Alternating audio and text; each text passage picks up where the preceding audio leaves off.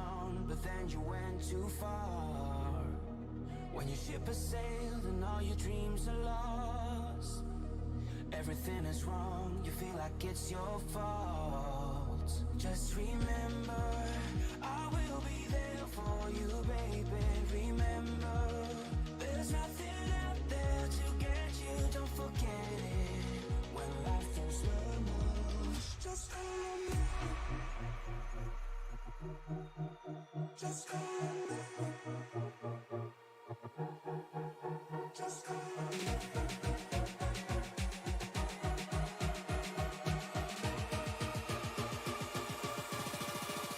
Just call me.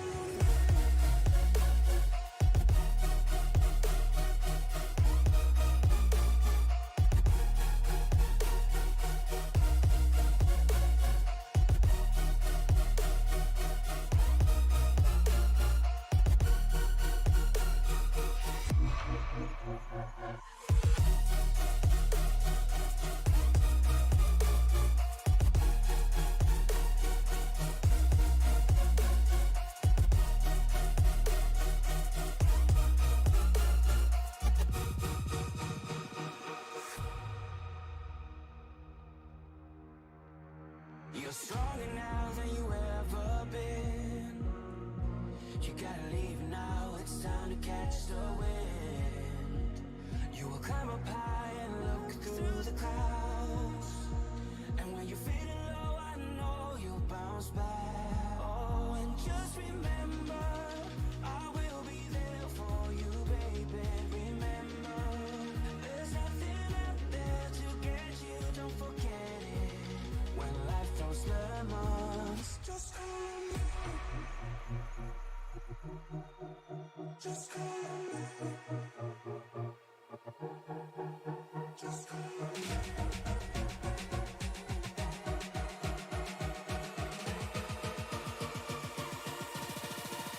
Just call me.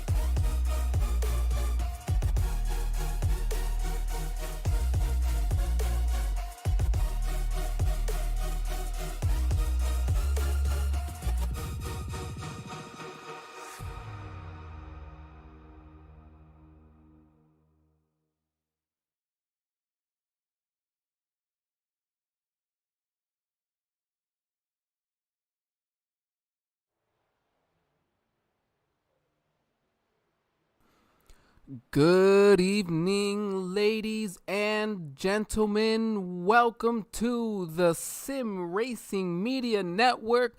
We are proud and happy to bring to you the HTL Cup Series, the season opener for their sixth season already. But that's only for the ones that are included here on the iRacing server. They've been around as a group for quite longer than that. I'd say. Well into even the NASCAR heat days. But aside from that, we're in the now, and as mentioned, Sim Racing Media Network, happy to bring this to you. Myself, of course, Angel Santiago, with my broadcasting partner here, Alan Bergen. Alan, how are we doing tonight, buddy? We're doing great. Hey, look, 6 years in the making. I can't believe it took 6 years to get this awesome series over here to Sim Racing Media, but nonetheless, here we are, Monday night, Daytona. Boy, it may be cold here in St. Louis, but the action on the track is going to be hot.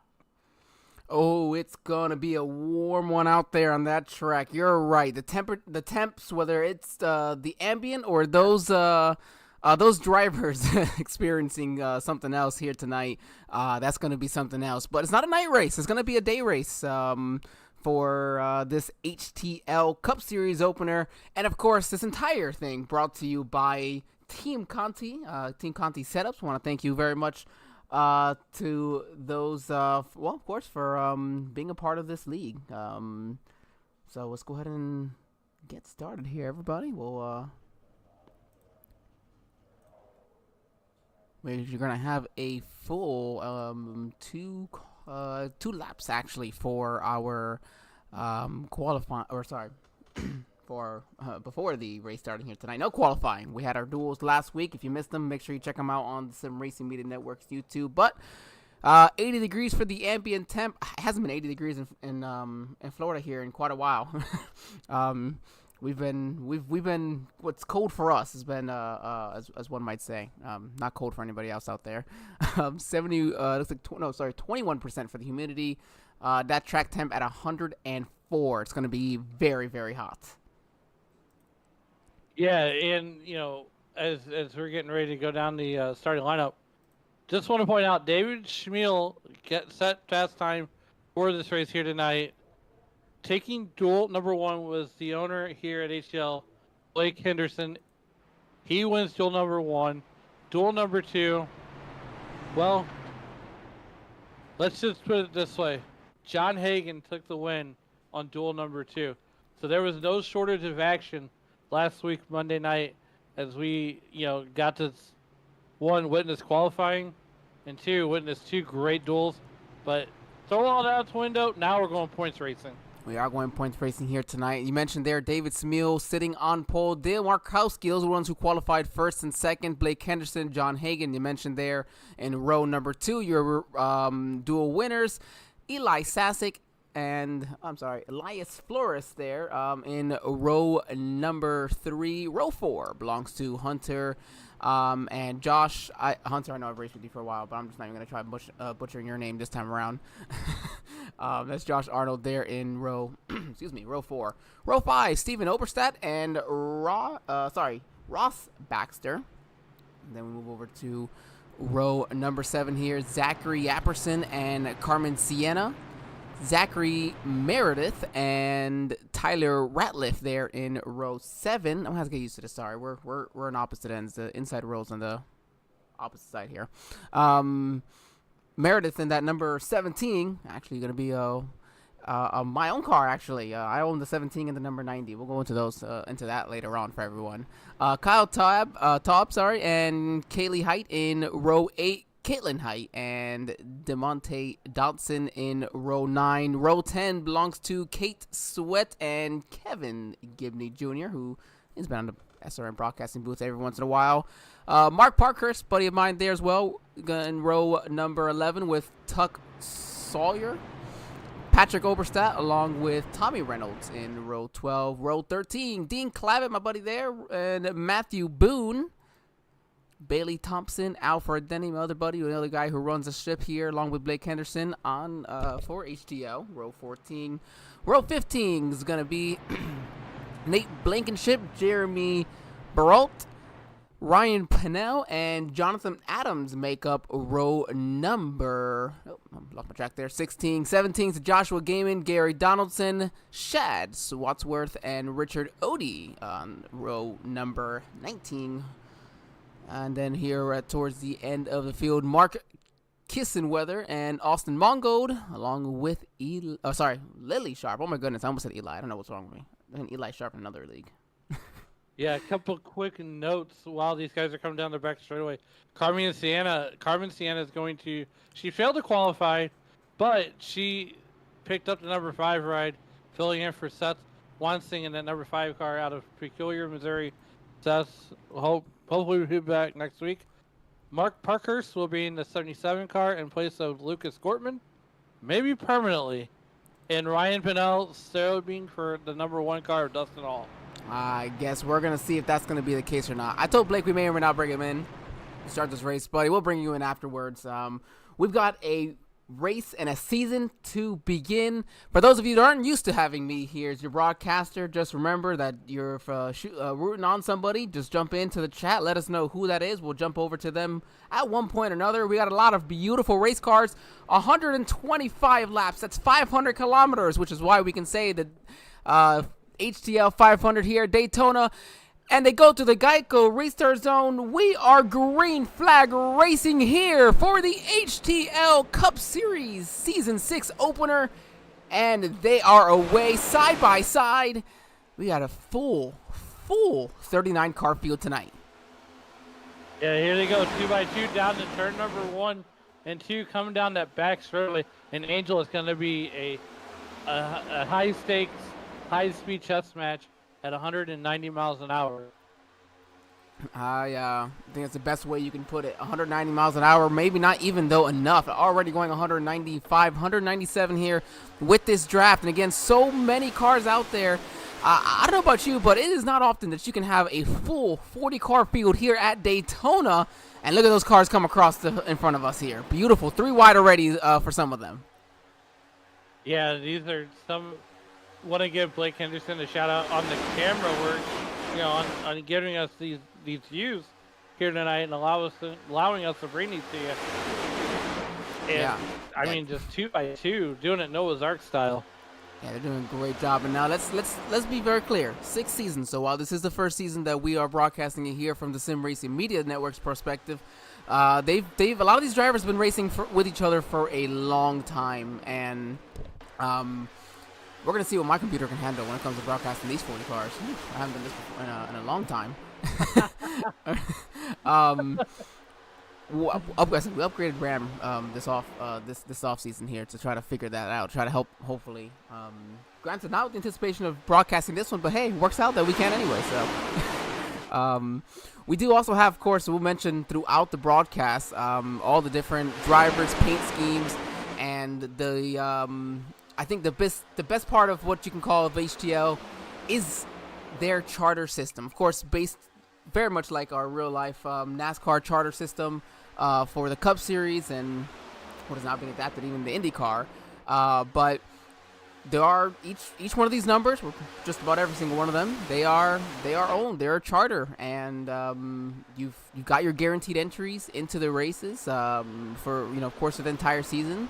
And that's just what makes it that much more interesting as well, trying to qualify your way in case you're not a chartered ride going into tonight. And that's where I mentioned, personally, your buddy here, I've got 2 of them. I got this the number 17, and of course my old number 90 for Junie Dunleavy. Oh, I hope to see you out on the track one night of the season.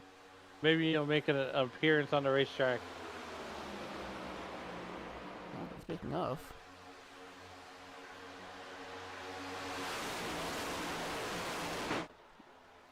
for watching these guys go around the racetrack. They're doing pretty good. They're doing pretty good. They're not making any hasty moves just quite yet. I mean, we're only 5 laps in, but.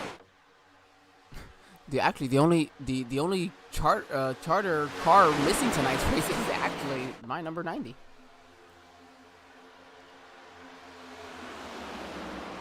Like, I hope this doesn't go against me. There's lots of heavy regulations and rules that come along with this. It's not just a simple charter system. You've got to understand what the overall how would you say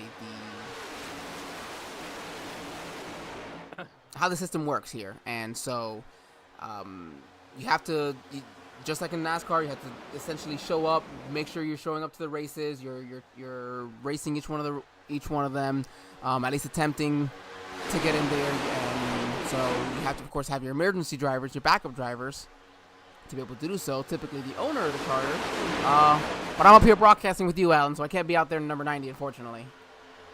So okay, so this is great. I love this. You're the car owner, and so what are you telling your driver as Zach Meredith goes around the racetrack? What are you telling your driver, that 17 car? Are you telling him to be patient? What's the pre-race meeting between Meredith and Angel Santiago? I'm going to be very clear with this one, Alan. Zachary Meredith is a champion here in the HTL Cup Series. Angel Santiago is not a race winner in the HTL Cup Series. There's no meeting before the race. It's here's the Carter and go have fun. Did you need anything from me? Probably not. So I don't mean to. That's the honest truth for me. But for most people, it's I would still say probably just go do your thing. For a long time, I used to think sitting back and waiting was probably the best idea. And even maybe then, early on in this race, it's not the worst idea. You see that number 81 here, Dean Clavitt, his Snap-on Chevrolet there. He's one of those guys just kind of chilling back here as well. Mongold. A lot of these drivers just kind of chilling. You know, Odie's not one to typically push it either, so he's just kind of chilling back here. And I think this goes back to, it's a long race, 125 laps overall. So if early on in this race you can maybe go out there and lead some laps, you know, if you qualified well, you finished well in the duels, this is a good opportunity to maybe try to get the most laps led, like David Smith. It's easy but hard to get the most laps led, I guess, if you think of at a super speedway, because it's hard to stay up front, but easy because typically the person who leads the most laps is not as extensive as it was compared, you know, to maybe another track, you know, that you go to, like Las Vegas, where you can have 100 plus laps led. Here you're gonna have maybe 30 to 40 laps max for the most laps led. Right now, as we're working lap number 9, David Schmiel continues to lead over Blake Henderson and Eli Sisak. That inside line, Angel, is starting to pull. Sasic, sorry. It's all right. We're gonna get him all right. There's a lot of fun names here, and again, I only know a little bit. Again, I mentioned where I used to race here previously. That's why I've got some of these names down already previous. Usually, I was screaming at them over the radio, though. If my memory serves me right, you butchered my last name for half a season. Alan, it is a rite of passage to work with me in the booth, and for me to mess up your name at least more than once. We got it right at the end, though. That's what matters. That's what matters, right? Right. We are seeing a great job by these drivers, and so you mentioned great job. Why is that? A lot of them really are. Now, I did not race here the entirety of last season. I took mostly a pretty big step away from league racing as a whole because I've just gotten very busy and I'm working on my real estate license. So, but since then, and even season 4, it's of the drivers that I don't recognize. Maybe Tyler Ratliff, but even then he's been around for you know, I've raced, I know, around him at least a couple times here. I also raced in their truck and Xfinity series for some time, where I would have raced against some of these drivers. Rox Baxter is not one that I'm completely familiar with. DeMonte, I know I've seen around. But overall, I'd say easy 80%, and I could even be a little short on that, if not more, of these drivers have raced consistently with each other in these next gens for HTL on Monday nights for probably the last 4 to 5 seasons, almost. I'd say maybe 3 to 4 seasons to be safe. Now, taking a look at down the running order, Richard Odie in that number 78 car. You know, Angel, you had the pleasure of calling his races on Wednesday nights over at Racers Elite with Troy Thomas. Yes. I mean, and that's just to show you how these guys, when they cross over leagues, whether they come from a Racers Elite league or an HTL, you know, I would be remiss if I said that you couldn't put any one of these D9 drivers into another league and they'll be successful. I'll take a little credit for the Odie part. I did tell Odie to go over and jump into Racers Elite. So, but he's loved it since, and same with HTL, where he came in with one of our other friends, that you know, they're friends where they live. But that's how he became friends with us. That's how he would join HTL, and he jumped right into it. You know, he wanted to own his own team, and he's happy with his. He actually owns that number 77 and Mark Parkhurst in that Red Bull Toyota, who he said we're more than welcome to bring him in any time to be an in-race reporter for us. Again, Mark's a good buddy of mine. I'm actually racing the 24 hours of Daytona on Saturday with him, so we'll be doing the road course and some of the oval on Saturday. Oh man, and you know, so you know, with this series next Monday, you know, looking into the crystal ball, we're gonna leave Daytona. We're gonna stay in Florida for the first 2 weeks, and we're gonna go racing at Homestead next week. Yeah. So I mean, I'm not halfway. I'm 45 minutes to an hour south of Daytona, and I'm 2.5 to 3 hours north of Miami, Homestead, Miami. So I'm a lot closer to Daytona, but still, we're staying in my home state for the first 2 races of the season, and Daytona and Homestead, absolutely some of my 2 favorite tracks here on the circuit. And we're glad, of course, to be bringing to you today, January 13th, next week the 20th for Homestead, and then the 27th is Kentucky. Now, that's not a track you hear about often in a lot of these leagues, because it's not a track that's used often anymore. But it actually kind of links back to the previous broadcasters, and I want to give them a bit of a shout out still at the very least, because they have been doing the broadcasting for a few seasons here with HTL. So and that was ABN Esports, and so actually Carmen Siena's part of that group, one of the broadcasters here previous. Carmen's at now in that number 5 on the live timing and scoring, but the number 96 is what's showing on screen for Carmen. But she was one of the broadcasters last year for HTL, or at least part of ABN and all.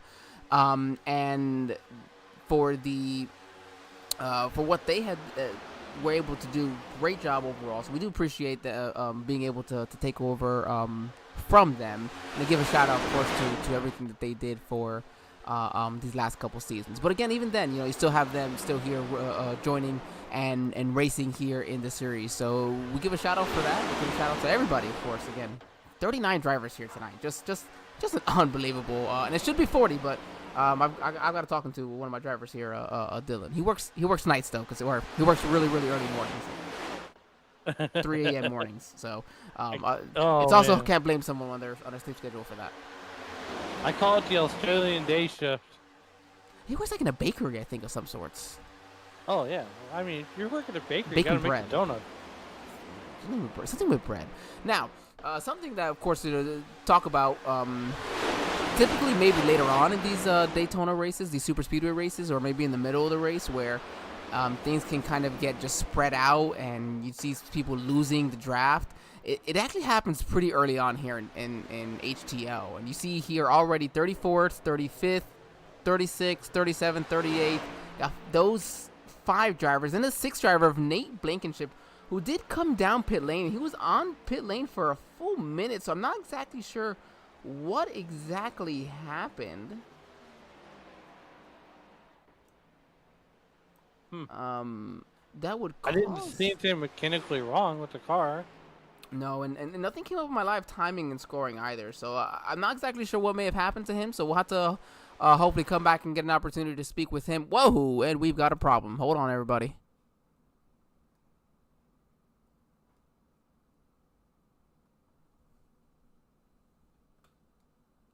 All right, we're going to take a brief break. We'll be right back.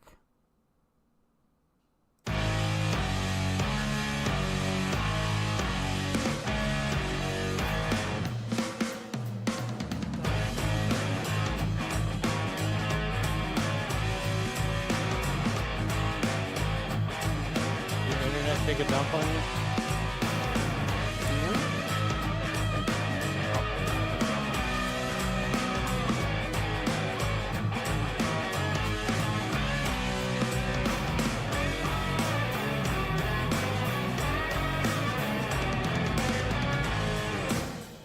Kick me out of the session.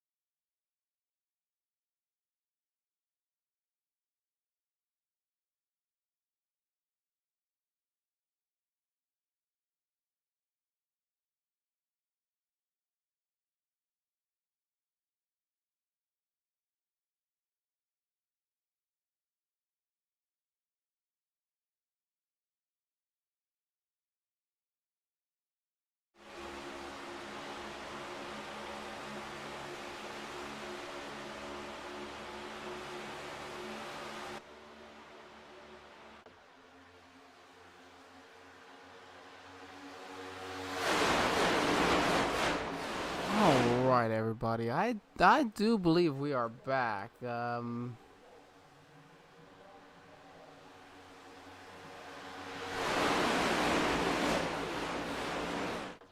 we hearing me here? Are we good to go? Let's try this again. I can hear you. There we go. Alrighty. I got kicked out of iRacing completely there, Alan. Look, you know, we effectively named this booth the Tony Trapasso Memorial Booth. And I firmly believe, Angel, that they joke that, you know, when one deceases, you know, they come back to mess with us. And from what I understand, is Tony Trapasso had a sense of humor like no other. So that I can agree in the same. Tony without a doubt had had that for sure. So maybe that was the case is happening. Hopefully we got it figured out here, because I don't have anything on my streaming anywhere. It's not coming up as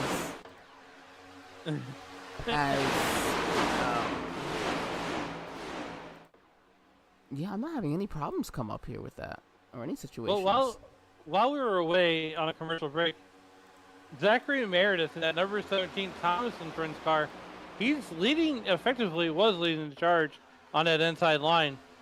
And now the 20 car drops down to the inside and leaves the top line like a girl at the prom. I love that.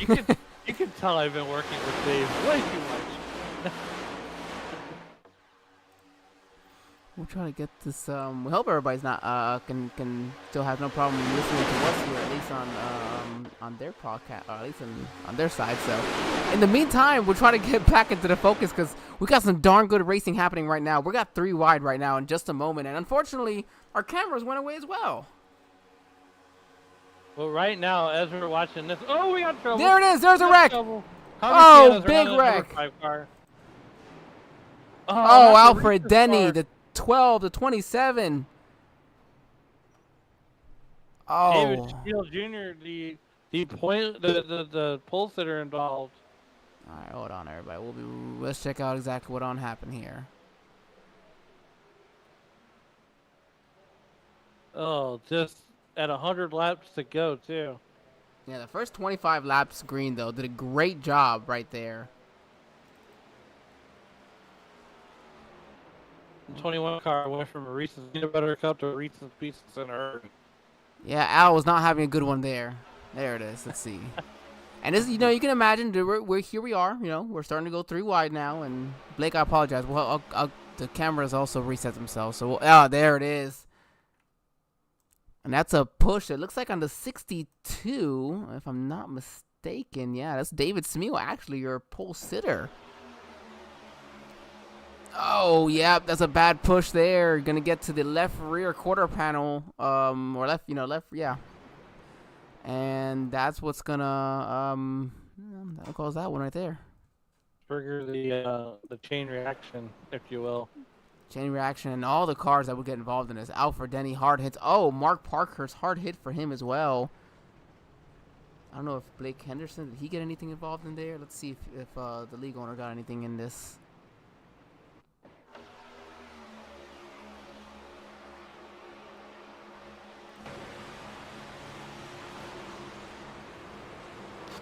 Oh, he almost made it through. Oh, heavy damage. What's going to suck is that, well, of course, it's going to bring everybody down pit lane now. However, this also does bring in the problem of those having to use their fast repairs here early on. So, we're going to go ahead and take a brief break here. Looks like 2 drivers are maybe did not make a pit stop. So we're going to go ahead and let everybody make their stops as they come off pit lane now. We're going to go ahead and get our cameras reset for you. We're going to take one more brief break, Alino, just early on, but we'll be right back, everybody. Just hang on tight with us. Thank you.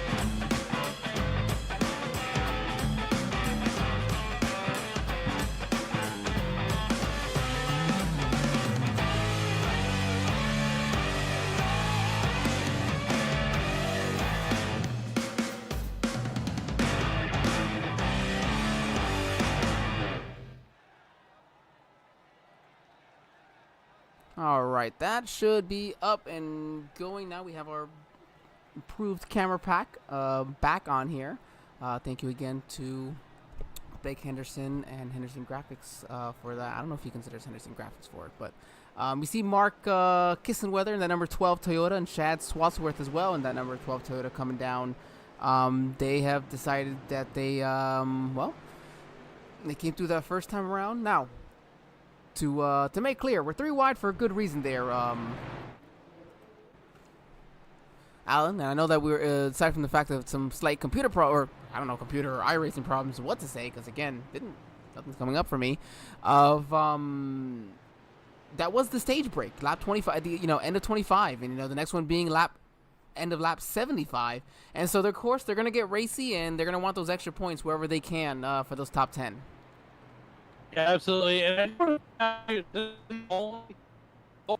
looks like we're having some internet problems here for Alan. His audio's kind of cutting in and out, so we'll give that a moment and try it again. Let me try to. Alan, you hear us again? Oh, okay, Alan, you maybe try disconnecting and coming back. Maybe see if that helps. Because Alan's coming in and out. He's fortunately. You got me now? There we go. Now we got him. As I was gonna say, this is the one and only open setup race here in this league. Everything else is fixed setups.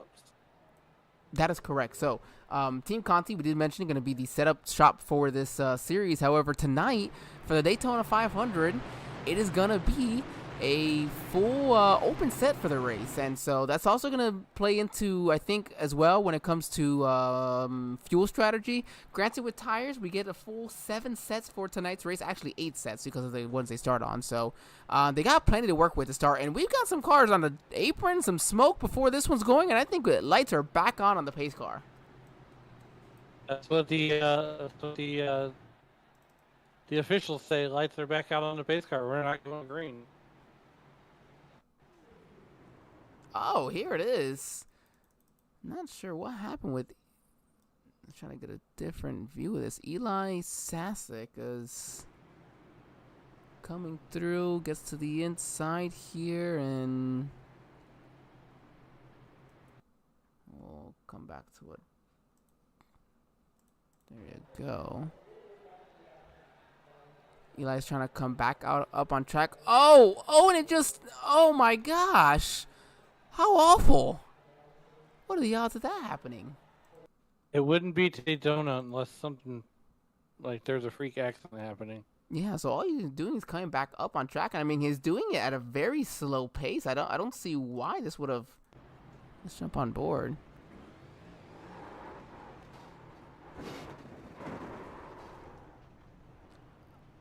I mean, just, I guess, slightly got into the throttle too hard. But even then, if you see there, actually showed the gear was in 4th gear. So it was a high gear anyways.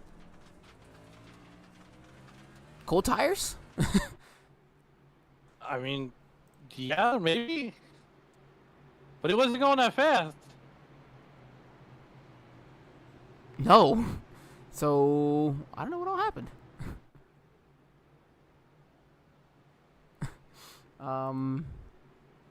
Unfortunate for him, unfortunate for some of these other drivers that took damage in the process. I mean, he didn't hit the jet dryer. Hey. Don't you say nothing about my Juan Pablo Montoya. On top of the fact that I was there for that race, sitting in the backstretch. Didn't get home until nearly 4 in the morning, and I still had school the next day. He still made it the first period.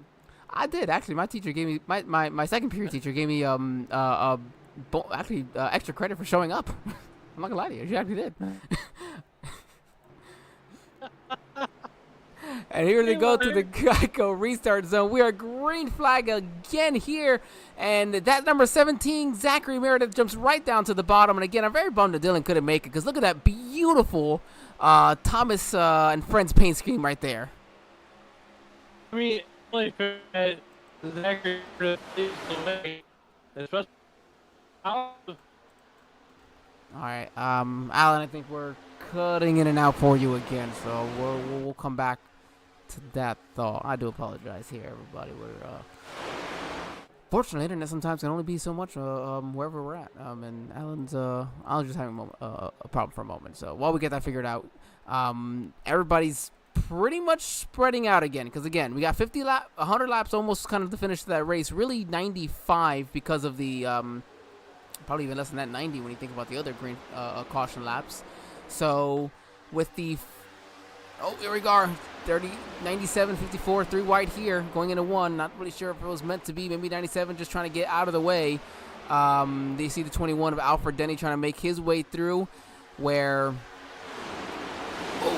loose for the 88. Just kind of take it calm from now. Try to see what we can do from this moment in time. I think we're good. There we go. There we go.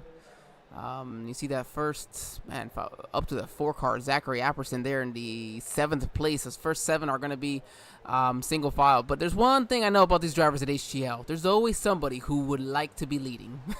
And, actually. Well, right now it's your 17 car.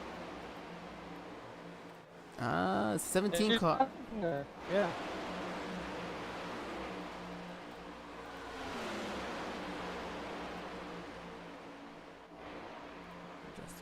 Buddy.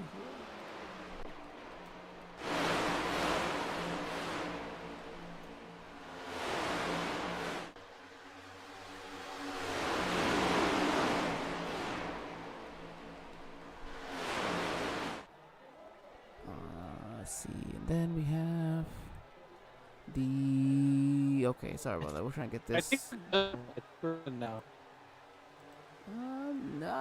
Yeah, it's like every time you start, it's like when you start talking, Alan, is where it's starting to cut out like that, get robotic.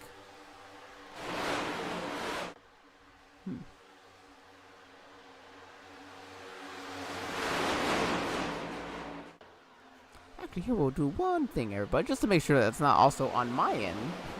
We'll go ahead and pull off here for just a moment. We'll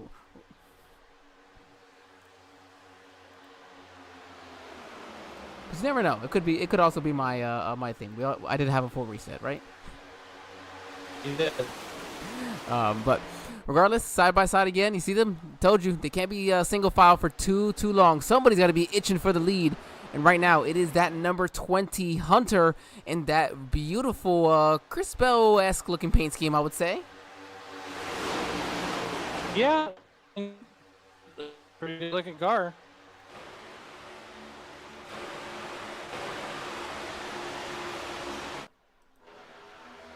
And across the board, you see here, first 4 now. We're just a little bit. Oh, that's going to be it. That's it. There it goes. The 17's in the wall. We're going to all back up in front of the field. And I can't believe we're not going to have a bigger wreck. We might actually not have a caution here.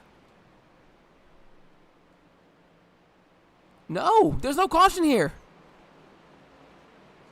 Oh, and now the second pack behind comes. And this is where caution needed to have come because the second pack wasn't ready for it. And they almost, oh my goodness, look at the chaos that's here. Oh, there it is. There goes the 20. I don't know. Nope, that did not bring out a caution. And then the 17, he's going to make his way down. So a lot just happened there. A lot just happened there. Just give it a moment, everybody. We kind of jumped up to the chopper view up here. They're trying to get an idea of what was going to happen. And then it all ensued, the chaos. This has honestly allowed your top 9 cars here. Josh Arnold through the 88 of Cali Height to kind of separate themselves. John Hagan through Eli Sasek. These 6 cars are single file, so they are probably going to catch up and make it a big 15 car pack again to the front. Then you've got Gaiman back here with Tommy Reynolds, unfortunately alone. Then you got DeMonte Dotson, Smeal, Clavet, and Oberstadt. These are the next 4 cars. A lot of chaos there. And while Alan's just trying to figure out what all happened to him, let's see what happened to the front of the field here, where your leader was suddenly sideways into the wall.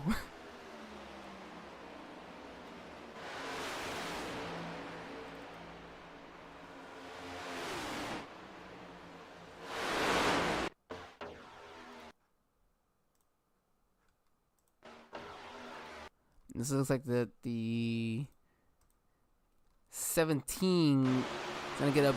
Oh, so what happens is that the 16 gives a bit of a bad push to start after getting a push from behind.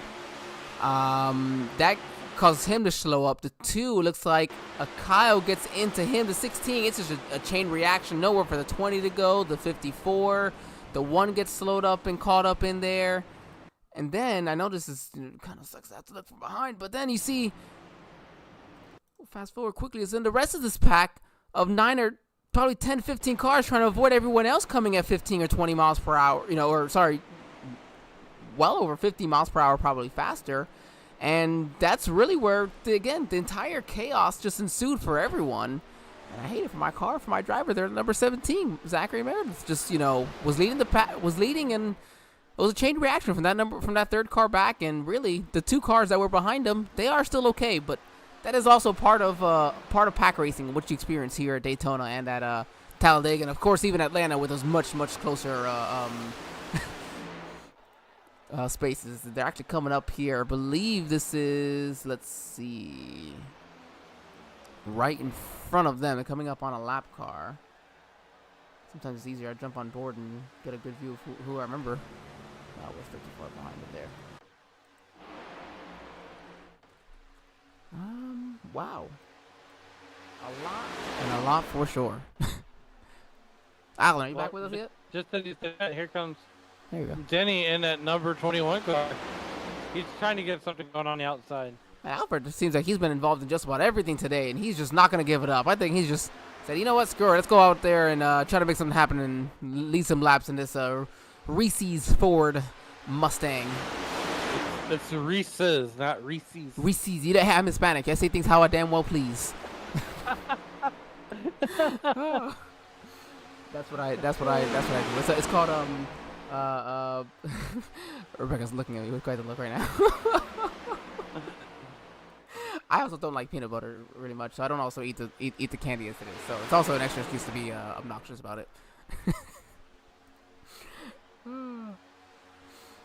Hey, Marcus. Marcus Stafford joining us here in our YouTube chat.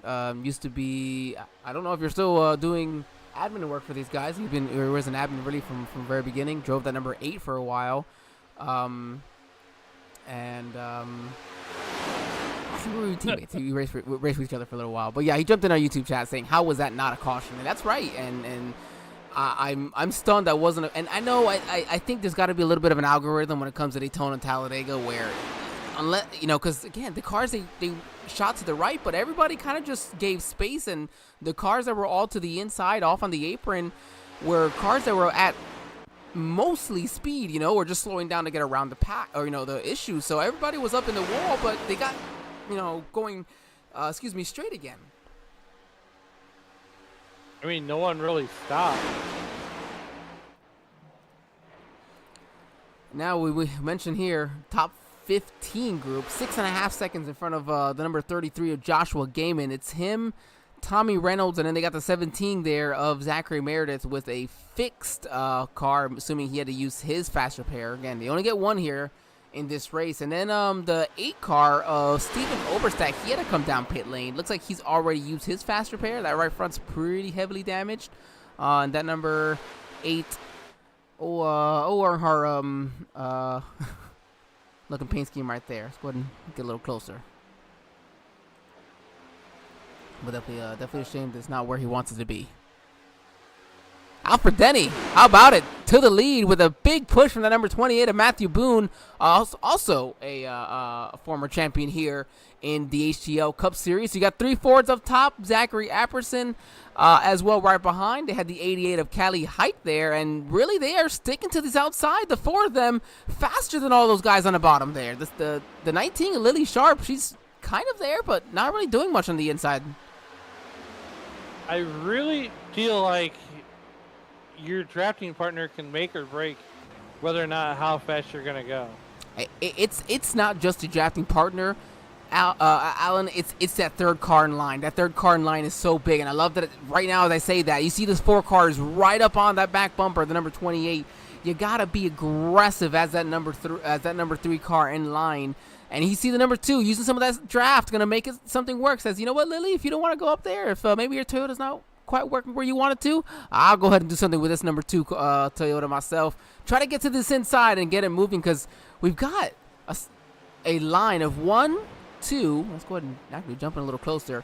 Josh Arnold, Kyle Taub, Callie Heights on the outside, but then Lily Sharp, Elias Flores, and then John Hagan. You got 1, 2, 3, 4, 5, 6 Toyotas lined up there on the inside. And then Dale and Jeremy, and then Jonathan Adams and Eli Sasek. So 2 more Toyotas are still sitting kind of right there as well. I mean, kudos to doing a masterful job. Now, in that number 3 car,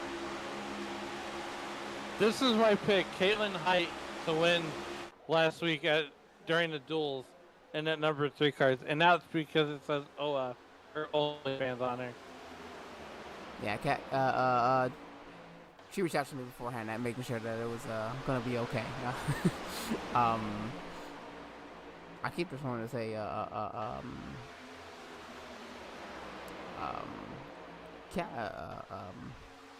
goodness, well, but nonetheless, the number 3 there, you're right, already up to the 13th spot, and of course it's Daytona. Going to see this typical track where there's a lot of mixing and moving, and very rarely will you ever see somebody in the position they started in.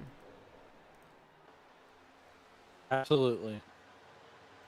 And that outside lane, man, I'm telling you, Alfred Denny, that number 21, the number 28, those 3 forwards with that Chevrolet Cali Height right behind, they're just strong. And that outside, it absolutely can be, and it is faster, but you have to stay, again, as aggressive, whatever cars you have on the outside. But man, look at this. Here it is, that big run on the inside. I think they're finally gonna make something happen here, coming off turn 2. And here it is, a battle for the lead, a change for the lead possibly, with this number 2 taking it away from number 21. Funny enough, Alfred, little tidbit, Alfred Denny used to be the owner of the number 2. Now I think it's probably, that charter's probably changed hands. I don't know if that's still the original 2 or if it was a change in manufacturer or change in number overall. But 21, the Alfred Denny used to own the number 2 there. So seeing it right his inside as they battle side by side. That time it would have been Arnold at the line as well.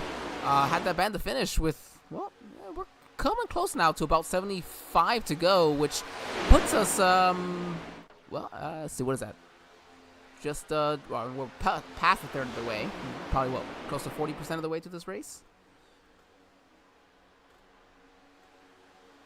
I think so, yeah. Let's say 20. Just about. I'll do my rudimentary math. Oh, rudimentary math. I don't even know what I'm saying. 38%. Okay. Close enough to 40. Cali Height, that 88 now dropped heavily back now. So we're really going to lose that draft on the outside. And I think it's really going to hurt them. Let's see if this inside can finally make a move now that we're a little bit more depleted on the outside there.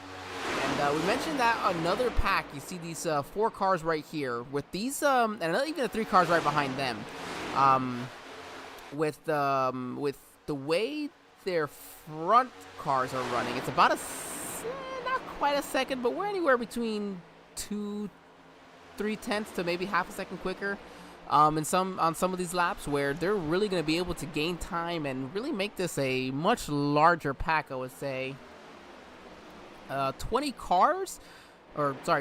positions up for grab. However, as a reminder, that number 8 and the number 17 that are in this group here, those 2 cars are not battling for position with each other. And as I say that, Joshua Gaiman, Tommy Reynolds, David Smeal, Dean Clavitt, Patrick Oberside. That entire group comes down pit lane together, and it seemed like a pretty overall smooth transition to pit lane. And then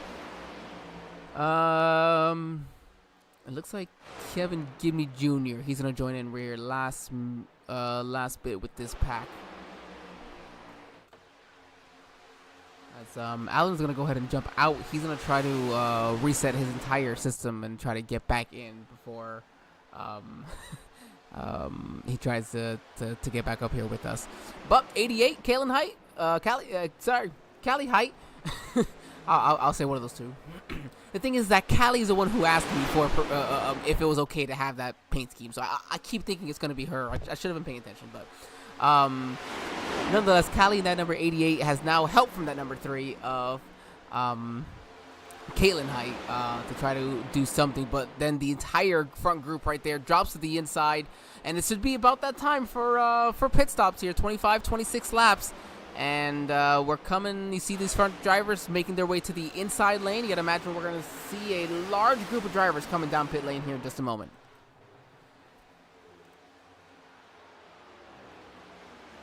And just because we got that perfect view, oh my goodness, they didn't come down pit lane. But what a great view from here, at least on this pit entry cameras. We do have a couple of these drivers down pit lane now. So Tucker Sawyer, John Hagan. So it looks like the rest of these, some of these other Toyotas that were able to make it down. Back to the top, Alfred Denny goes along with Matthew Boone and Zachary Apperson. Toyota's making their way back into the inside. And then right in front of them is the 11 of Tommy Reynolds, the 60 of Patrick Oberstadt, 17 of I don't see where Meredith. He's a little. There he is, right behind him there. But now they've got the pack of actual cars. There's only 3 of them. There was more. As we make their way down, you see David Smeals in this. That was Elias. Sorry. A couple of these drivers coming down, just plain lane there. There you go. The number 2. And the 16, they made their way. Now, only 2 cars there, so it looks like the Toyota's all coming down early. We'll see what it looks like. Alan, are we back here? I think we are. Hopefully, yes. It looks. Don't jinx it. Sounding good. As Callie just put down her fastest lap of the race here. A little bit lighter fuel cell, I guess. I was mentioning the reason why I keep getting Callie and Caitlin confused is because Callie's the one who sent me the paint scheme asking if it was okay. And so I just assumed. And knowing Callie, typically something that she would have drove. So, but no, Caitlin, she would rather have it. She drove it last week. See, exactly. We'll decide to switch it up, I guess. Nonetheless, mentioning here with Alfred Denny, Matthew Boone, Zachary Apperson, they're the top 3 drivers. Still kind of just around these other ones who are Callie and Caitlin, Lily Sharp as well. Those 6 have not pit just yet.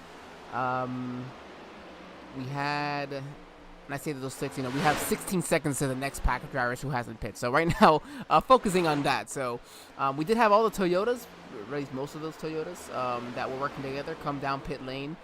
Richard Odie, Mark Parkhurst are not really part of that ABN stable, or sorry, ABN, my goodness, sorry, the Accent Racing stable. I see the A, get confused. And so they're not part of that, those drivers there. So they don't have the same agenda. I know it's okay. It's called cooperation. There you go. Oh, there you go. The Ford puts down his fastest lap there as well. Again, that lighter fuel cell and excuse me.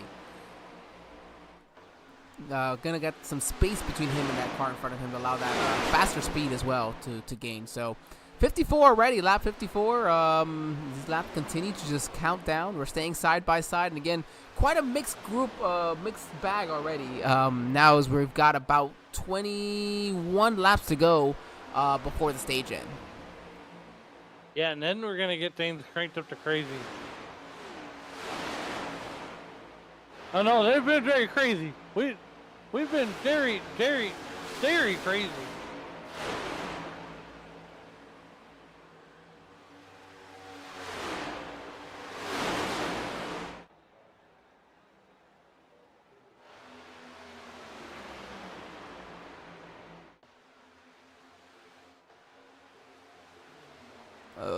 One thing that Blake had mentioned with us is that Here we go. Oh, there it is. Our leaders, Alfred Denny, Matthew Boone. Oh, they touched. They touched, but they're okay. And you see Lily Sharp all the way at the very start of pit lane. How often, Alan, are you having to use that very first pit stall almost?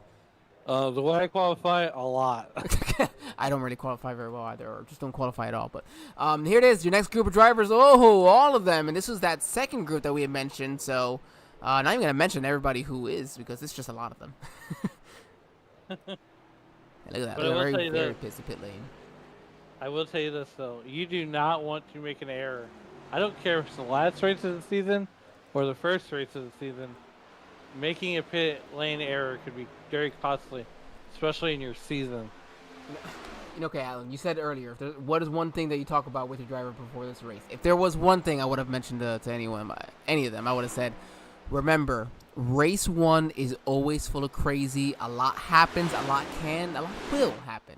So don't go pushing it like crazy. I know it's Daytona, everybody wants to go win it, but this is the perfect race, as you mentioned at the start of the broadcast, to go points racing. Just be safe and earn points. You know people are going to screw up. You only have one faster pair. And these drivers actually have a 30 incident limit. 30 incidents is all that they actually have before they are actually disqualified from the race, Alan. And it's 125 laps to complete, so it's not easy by any means. They've got a lot to be able to kind of work around to make sure that they can really make it to the end of this race. So that's where I always say, play it safe, but here we are nearly to the halfway point, and almost everybody's still on track. Absolutely, and now we're gonna see the cream rise to the top. And there's your the 88 car, 3 car, and here comes the 25. That's Blake Henderson. He's all alone. He's all alone. They're diving off a bit road with him. Caitlin Height. Yeah, your leaders. They had no choice at this point. But yeah, Blake Henderson, definitely, he's not having a good night. And I mentioned it now. I didn't want to say anything until after something actually happened. But Blake did say before that the dual winners, nor the front row, starters, have ever won the Daytona 500 for HTL. And he said maybe the 4 of us don't quite have that. Maybe it's just some bad juju with this first 4. Unfortunately for him, he's back there right now in 37th. So definitely carrying along with that. And yes, only one driver's out of this race, and that's the number 20 of Hunter, who we did see involved in both of those incidents. Well, I will say this: we are 58 laps old in this season now, in season 6, and right now there's your leader, Caitlin Height, in that 3 car. And Callie Height is the only fan that she's got right now. Oh, I had the wrong button.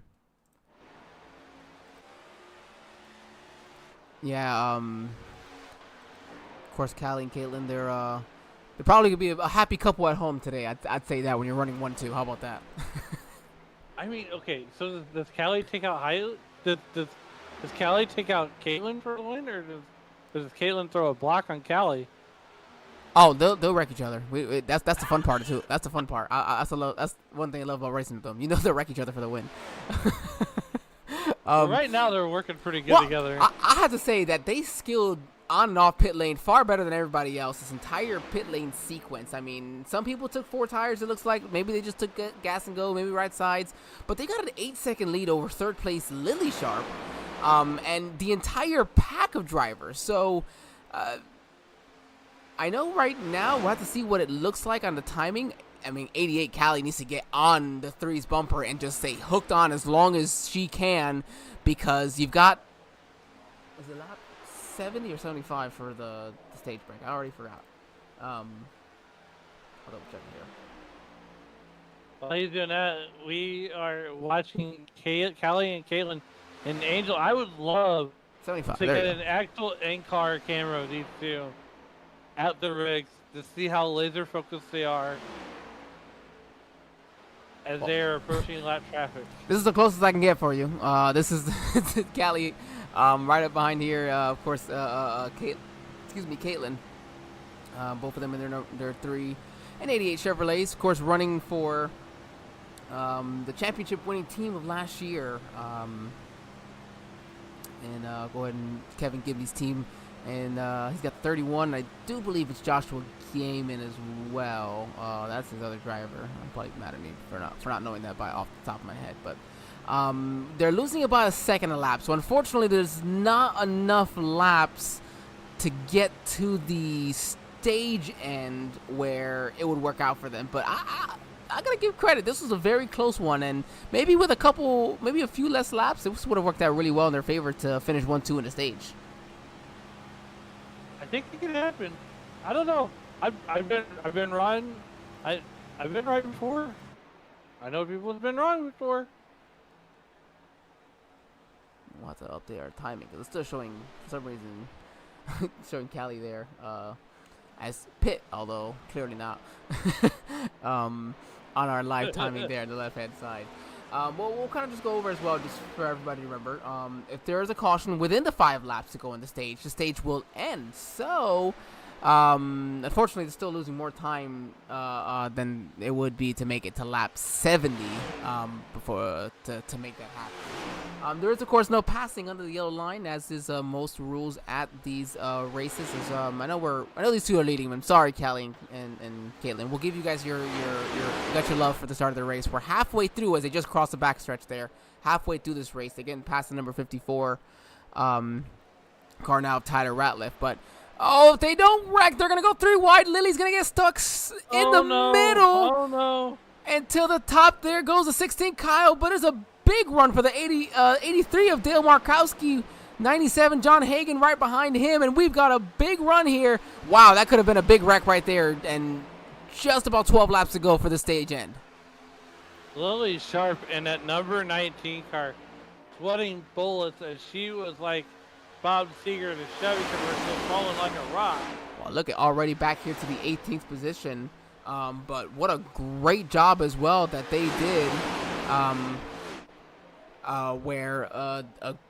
Because, I mean, credit to Lily. Stuck in the middle, kept it still. Oh no, here it is, a big wreck. They're wrecking off of turn 4. It is a big one. Everybody but Dale Markowski's going to make it out of that one. And I think maybe Alfred Denny. Wow.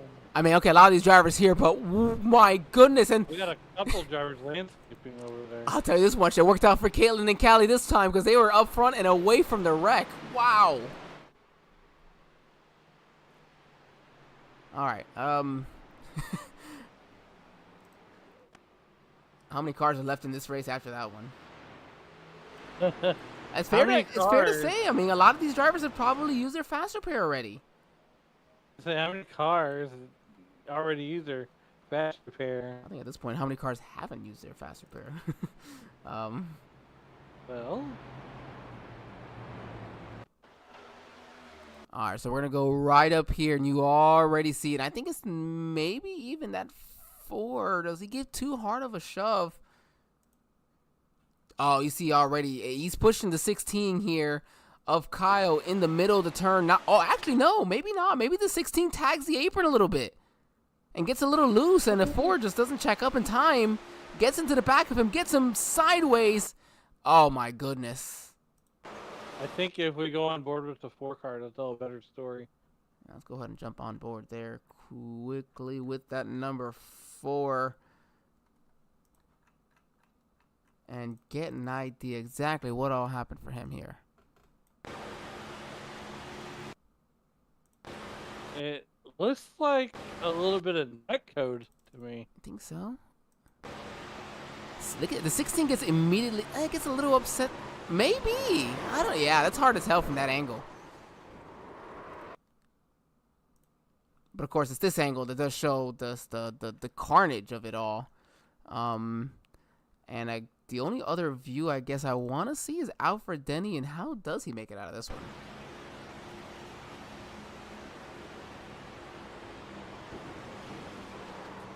Oh, the seas parted. That's what happened.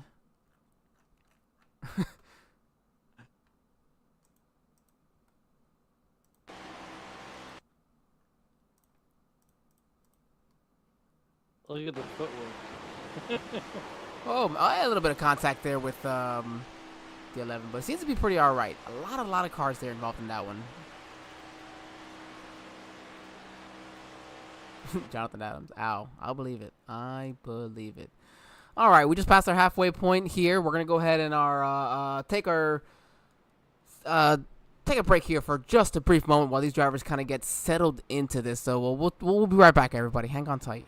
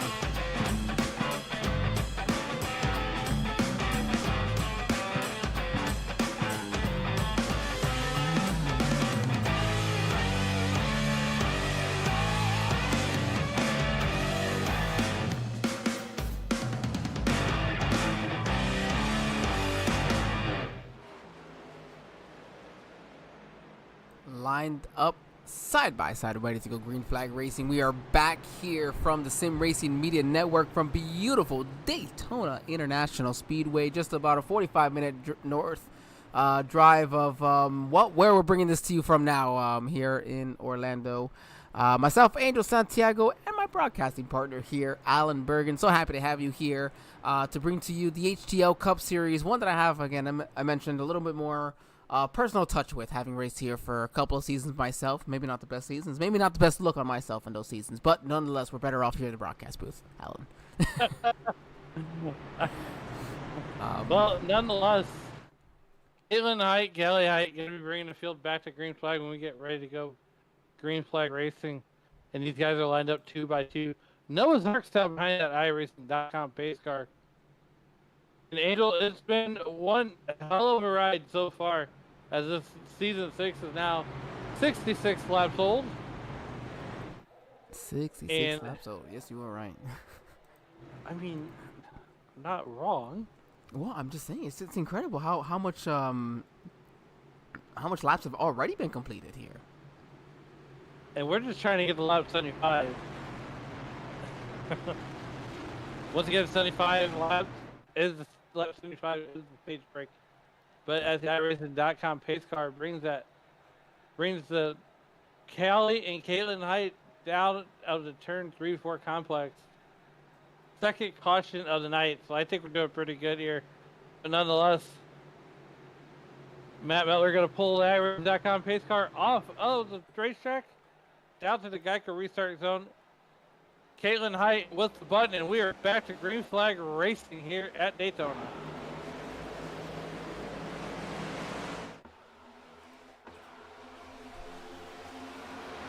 I love seeing these cars get side by side. Personally, I cannot wait to be here in just over a month myself to see what these next gens for the NASCAR Cup Series is going to do. But right now, I think this HTL Cup Series right now is putting on a pretty good show, showing us exactly maybe what we can be in store for the Daytona 500 for the Cup Series here in just just a month, as I mentioned, where we're having some pretty darn good racing here to start off the season. Yeah, absolutely. And right now, here comes Alfred Denny and that 21 car. He's got to push for the 2 car. And that is Josh Arnold. Oh boy, these guys are jockeying for position. Yeah, they're jockeying for space on the track as well. You see the heights are there on the bottom. The 2 is gonna peek out a little bit for the 21. Needs a little bit of breath for that for the nose of that car. Needs some type of fresh air. See the 88 doing the same here. 21 going a little higher, trying to give that space for that 2 for that air. That's smart driving on that lead car to try to give him, the car behind you, the opportunity to cool his, to allow him to push you as hard as he can, because that number 21 nose is important. You want to be in front anytime here between lap 70 and 71. And here comes Dean Clavin now to the inside of that number 2. Dean Clavin on the inside of the row. But Joshua Gaiman. Yeah, I was going to say that. Here comes Gaiman. Denny making a car 5 wide. I mean, did anybody tell these guys really lap 70 now? Oh, man, look at the shove that the 21 got there. And then you have now side by side again. Next flag will end the stage, whether that is the actual stage break or if it is going to be a caution flag. Anything within 5 laps will end it. Here it is. You see the 77. He's now got somebody, the 12 car, to the inside of him. He's looking to make it 3 wide as they go down here, and he's exactly what he's going to do. Help from the 16. That'll keep Mark Parkhurst there on the outside, kind of dropping a couple of spots. We'll see if he's got any help there. Somebody will go up. He typically go 3 wide. I'd expect almost Richard Odie behind him to do the same. Yeah, look at Richard Odie getting in there, mixing it up with these guys. And then you have the leader right now. Dean Clavitt takes it away. Richard Odie's up to 16th. He's up 20 spots. Dean Clavitt 24. Joshua Gaiman up 31 spots. 21 for the number 21. And now for Denny. He started back there in 28th now. Up there in 7th all the way up. We saw him as high as 1st. Still 5 to go in this stage. Lots to go. 4.5 laps really as they go through the backstretch here. Right past that Embry-Riddle. Oh, you see the 2 car gets to the inside of the 21. Almost wrecks them as they go 3 wide into 3. Wow, that was close there. Great reaction for the 21 and the 2 to save it. And we are 3 wide here now. About ninth here is now, look at the 2 is going to be the biggest loser through the middle. He's losing spots. That outside is starting to gain a ton again. Yeah, you definitely do not want to be hung out in the middle like yesterday's laundry. Yeah, nope. Yesterday's laundry here. Oh, there it is. They got a big one. Ooh. Not a big one, but a good hard hit into the wall. The 2 is going to keep it together, but my goodness, the 2 has just had nothing but bad luck in the last lap here. Ever since contact with the 21 there, almost sent them careening off of each other. It was contact with that WeatherTech car here. Trying to see exactly which one is it. That's the number 27, actually, of Bailey Thompson. That looks like that was contact. There it is. We're going to have just now 3 to go here in the stage. 3 laps to go here in stage number 2. You got Clavitt, Gaiman, and Height, your top 3. And to be clear, it is the end of the stage in which the that caution is called. So they're gonna start getting antsy here now, especially we go 2 to go. All those points available. Dean Clavitt wasn't even planning on running full time this season. Here, was full time up until last year. Wanted to run a part-time schedule this year. Jumped into this 81, made the race, and here he is trying to win himself a Daytona 500 here. So, Angel, I know you've been in situations where you think, well, I'm not going to run a full-time schedule. But do you recommend to change that mindset? Oh, what? I think so. If that's the case, I'm putting him back in the number 90. He actually drove the 90 last year. So if he wins, he's back in the 90 this season. Everybody's got a price for Angel Santiago. Oh, yeah. I can't say that with I'll say that honestly. As we've now got 1 lap to go as they come across, going to be 1 to go here, left in the stage. Where are those points holding? Who's got them? Top 10 available to them. Who's going to get them? Who's going to take them? And who's going to lose them here in the last couple seconds as well? Right now, as it stands, Dean Clavitt, Joshua Gaiman, and Caitlin Height would be your top 3 at the end of the stage here. But I think this is going to be how the stage ends.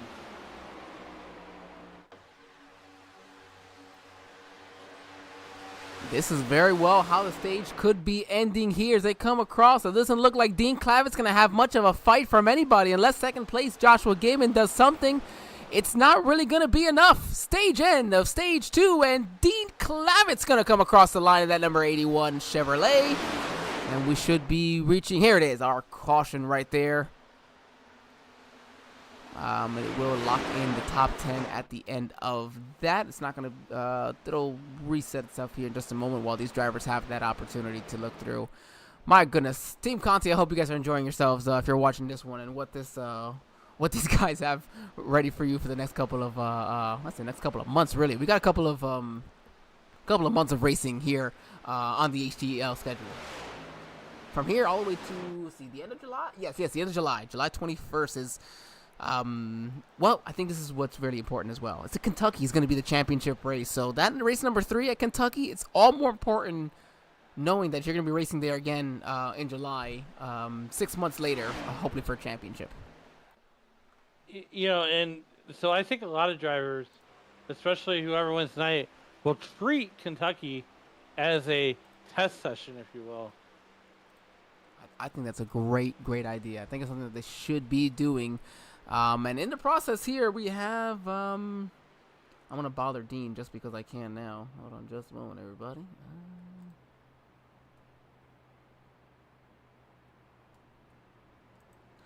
Dean, this is Angel and Alan in the broadcast booth. You got me, buddy.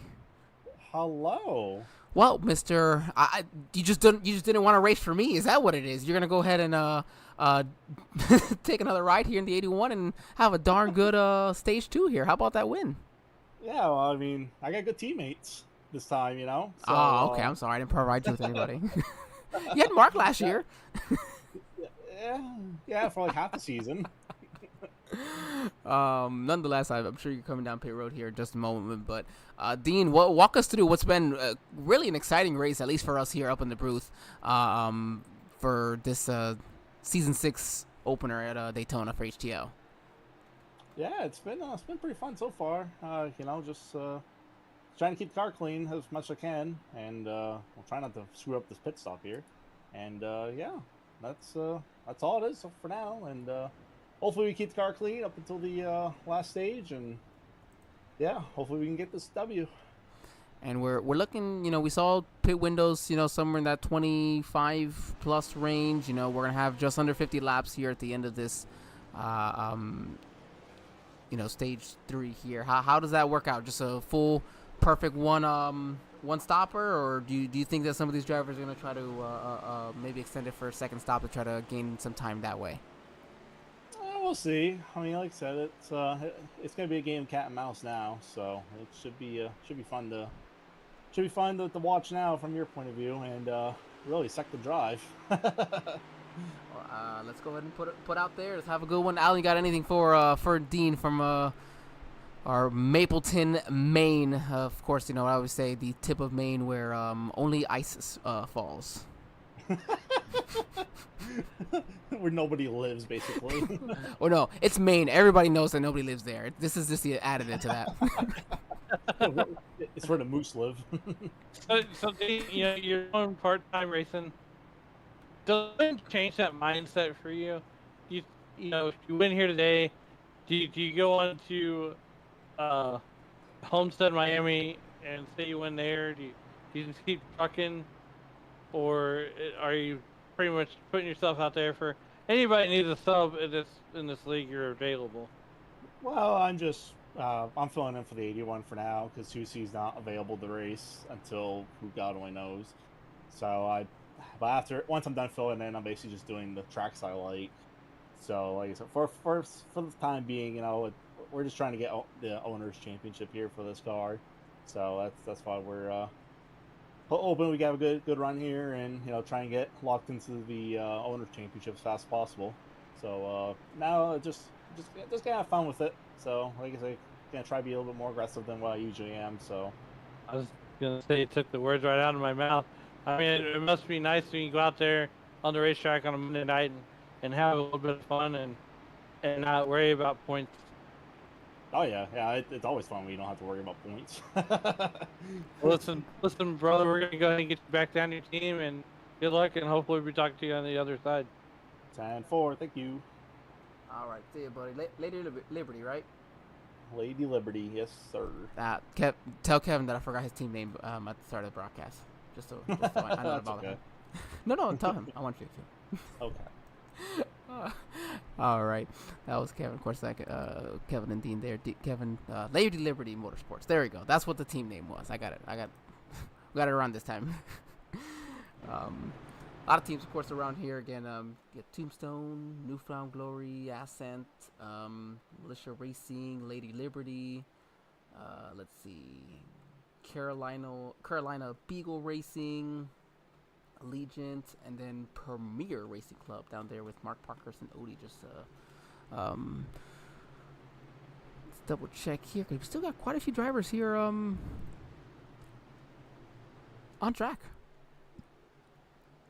Let's see, 32 still on the lead lap, actually.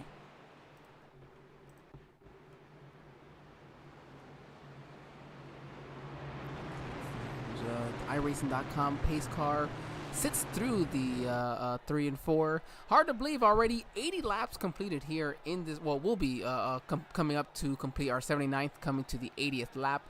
That will, of course, then leave us with 46 laps to go from here to complete this race. However, not much more. And of course, you heard Dean not wanting to give much more information as to what it might look like. But nonetheless, it doesn't matter. We're getting ready to go green flag racing. John Hagan on point, and we are green again as they get through the Geico restart zone to the start finish line. And it is, oh no, they're backing up pretty bad here. Oh, somebody did not get going, missed a shift, not sure. They were beating and banging already. Somebody missed the shift or didn't take off and have havoc for the other drivers. Yeah, quite a bit of havoc for quite a few drivers here. Even then, we'll give it just a moment. We'll have all of our live timing. We'll get all fixed up there for you guys on the left-hand side. And again, I mentioned we got 32 drivers still on the lead lap. That's incredible here, 80 laps in already. Absolutely. 80 laps in. I mean, the first race is winding down, but that doesn't mean the action is going to stop here tonight. We got a whole, 6 months worth of racing to go. 6 months of racing. I think you said it perfectly there. Lots of racing to go still here. Not just tonight, but all season long for the HTL Racing Cup Series. They come through here. You see side by side, really from about 11th to 12th on back. So the first 10, 11 cars kind of just single file. Just kind of keeping it calm from there. Pretty still calm overall, though, if you really look at it. Nothing too drastic happening. As you see a couple of cars. Oh, no. As I just say that, we got cars shooting left and right. Oh, and almost wrecking. There's the 60. Patrick Oberstadt, and then that was the 47, the Monte Dotson. Wow, that was almost chaos right there. Great job by everybody. Not to let that become a big wreck. Well, here we are, 3 wide at the front anyways. Is that Eli Sasek stuck in the middle? No, I'm sorry, that's a 3 car. I saw it was a blue one, but that's a 3 car stuck in the middle. Oh, boy. This is what we love to see. I mean, this is making me nervous. I'm just up here in the broadcast booth. Well, how about this? About it. It's time for a good old turn it up session here on the Sim Racing Media Network as we are 3 wide through here.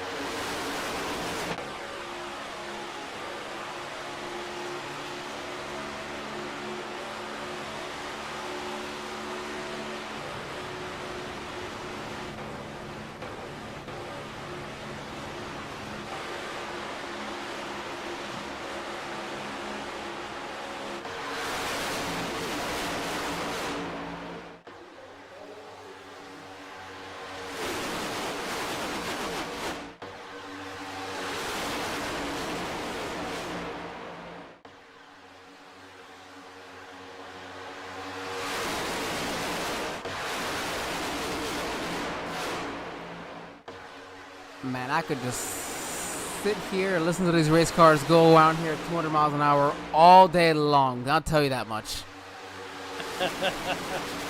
Oh my goodness! And I gotta say, this is probably one of the better turn it up cameras that we have. I have personally seen in doing this for now nearly 5 years. So I'll give you pretty good credit there, Blake. That was a pretty nice one so far in this. I love that camera shake. I love everything we're getting about it. It's the depth of it, not just the camera, the beautiful sounds of these V8 engines roaring across as well. Absolutely, and we got a couple of. I'm a fan of the Digger Cam. You're a fan of what? I'm sorry, I think it was a little too. I didn't turn it down enough. I'm a fan of the Digger Cam. Oh my goodness, I love that Digger Cam. He did a great job in those perfect angles because those drivers are flying right over them on so many occasions. I tell some of our other commentators and broadcasters in here, Sim Racing Media does not pay workman's comp for those camera guys. No, we do not. I do have to point out one thing here. We have the 32 drivers here on the lead lap. I know DeMonte's a little further back. The 99 is gonna try to get his lucky dog there. Of course, that is the first car one lap down. Then a battle with the 5 of Carmen Sienna, and then Meredith as well, just in the separate pack behind this. So still got a couple cars, just hoping, waiting for maybe just one extra caution that'll put them, give them that lucky dog, depending on where they are at that moment in time. You see the 21 of Alfred Denny kind of sinking right through the middle there. I don't know whether or not you can say it's hard to believe, Alan, but aggression is what it takes to win here in HTL. You have to be, and I say aggression, but I mean like aggressive. You have to be willing to take those chances, make those moves that sometimes you're not always comfortable with. Don't forget, Wednesday night, join Angel Santiago and Troy Thomas on Racers Elite at 7:30 Eastern. Tomorrow night, you can join myself and Liam Irving on Western States Racing League. And Angel, they have started their 52nd season here on iRacing, and on Sim Racing Media. I'm not 100% sure how many seasons they've been with us here on Sim Racing Media, but it's always a fun time. They opened up their season at Michigan last week, which I had the pleasure of being on the call for that with Mike DeMonte. Yeah, we got a lot of exciting racing, going on, of course, throughout the Sim Racing Media Network. Make sure, if you haven't already, you like, share, subscribe to what we've got going on, to make sure, again, you continue to watch us here every Monday night. That's why you got to make sure you've liked us, share to your friends and family. That way they know what the new home is, at least on Monday nights from now on, for the season 4 HTL Cup Series. I know everybody was so used to what it's been the last couple of seasons, and so make sure you get this new one bookmarked. And again, there's just so much great racing. You mentioned where some of these drivers are not just here, but Richard Odie, who races as well on Wednesday nights. And so cross-track with some of these drivers, as mentioned, being able to race and different leagues, and just happen to be on the same broadcasting network, which is awesome and easier for him in some of these situations. But again, just great experience right now. So many cars, everybody just being very respectful right now. But again, I mentioned aggression is the key to be able to win here in the HTL Cup Series. And I say that because my good friend Al, being one of the least aggressive drivers you will ever see, very mild-mannered guy, he's got 96 starts here in the HTL Cup Series over these 6 seasons, and so he knows what it's like to race here for quite a bit. Him and Blake, of course, having the most. Blake has 102 starts now, all across these 5 seasons now, going into the 6th one. So a lot of races under their belt, but also means a lot of experience, and they know what to do to get around this track and get around some of these drivers. Unfortunate for Blake, he's just two laps down still, so not the worst position at the moment, at least. No, I can tell you this though. I look forward to listening to you and Troy on Wednesday night from the old Amazon van. Yes. You gotta make sure you listen to us from there as well. And I want to jump over to even these drivers up front. Eli Sasek. I'm just double checking here. He's a driver without a win here in the HTL Cup Series. John Hagan is somebody who has. It took him a while. I know he found. Actually, I'll double check on that, because I know he's won in other series here in HTL, but has he won actually for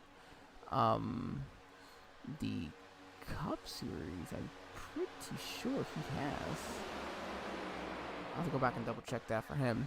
As you see them getting around now, lap car, just did a great job staying out there to the outside. That is the number 18. Ooh, excuse me. Sorry, the 18 of Shad Swatsworth. He's actually running in the last position right now, the 38th spot. So he's just trying to, gain spots wherever he can if anybody's, not going to be able to finish this race. Yeah, I mean, just taking a look at the schedule here, right? So after Kentucky, we go to Chicagoland, round 4. Oh man, I love Chicagoland. Then we go, then round 10, we go road course racing at Road America. And then on February 24th, we go to Talladega. And then March 3rd, we hit up Willow Springs, Texas, Richmond, Charlotte, Roval. And then it looks like we are at Bristol, Kansas, Nashville, Atlanta, Michigan, Indianapolis. Then we're back at Daytona. So there's a couple duplicate. There's a few tracks that we're going to visit twice. Oh, and that's another thing that you have to also be able to enjoy about a longer schedule. You know, that you have that opportunity to be able to do these more often. You know, get that practice, kind of get that idea. You know, and yes, you know, you race them in other leagues, but it really matters to see because every league's entirely, different. And getting that opportunity to race against the drivers that you race against normally, doing so on the same track more than once, and again with some of these drivers, and Blake doesn't. He rotates the schedule, you know, of course, as most do, but there's also only so many tracks possible. They're going to Willow Springs this year, you know, Willow Springs to throw something else out there, you know, spicing it, you know, little spice up for season 6. So that's something different and nice that, you know, mentioning that we're excited for. But on top of that, we had a lot of, you know, rookie of the year candidates. I know I said that maybe, you know, the 40 drivers that there was maybe 80%, you know, that I should recognize, but Nate Blankenship, David Wright, Dale Markowski, Lucas Gortman, who's not in tonight's race, Patrick Oberstadt, Tyler Ratliff, Ross Baxter, Kate Sweat, and Mark Kissenweather. I hope I didn't butcher that one too much. Those are all Rookie of the Year candidates this season. So a lot of new drivers to the HTL Cup Series. I guess I mentioned that. You know, again, you know, like Patrick, Dale, Nate. I know I've seen race against Blankenship before somewhere. So again, a lot of these drivers, well, at least knew them from other parts of the HTL where. Even then, if they haven't raced against some of them in the Cup Series, they still have that experience racing around amongst each other. Yeah, so right now, Kevin Gibney Jr. in that 31 car continues to lead this one. And guess who's right behind him? None other than Caitlin Height. Caitlin Height, yep. Teammates right there. Lady Liberty Motorsports, the number 3 and number 31. He likes himself those RCR numbers, that's for sure. He's a Jeff Burton. You know, he's an old Jeff Burton fan, actually, is what it was. That's why Kevin likes that number 31 for himself. Hey, that's okay. None wrong with being a Jeff Gordon fan. Jeff Burton. Burton. Oh, Burton. Oh, better not be wrong with a Jeff Gordon fan. I'll fight you then if I have to. Kevin Gibney. He's got 8 starts here, of course, at Daytona, actually, alone. And he's, unfortunately, in these 8 starts, only one top 10 in those 8 starts. But I think that just goes to show what Daytona always has to hold for everyone. We've got about, let's see.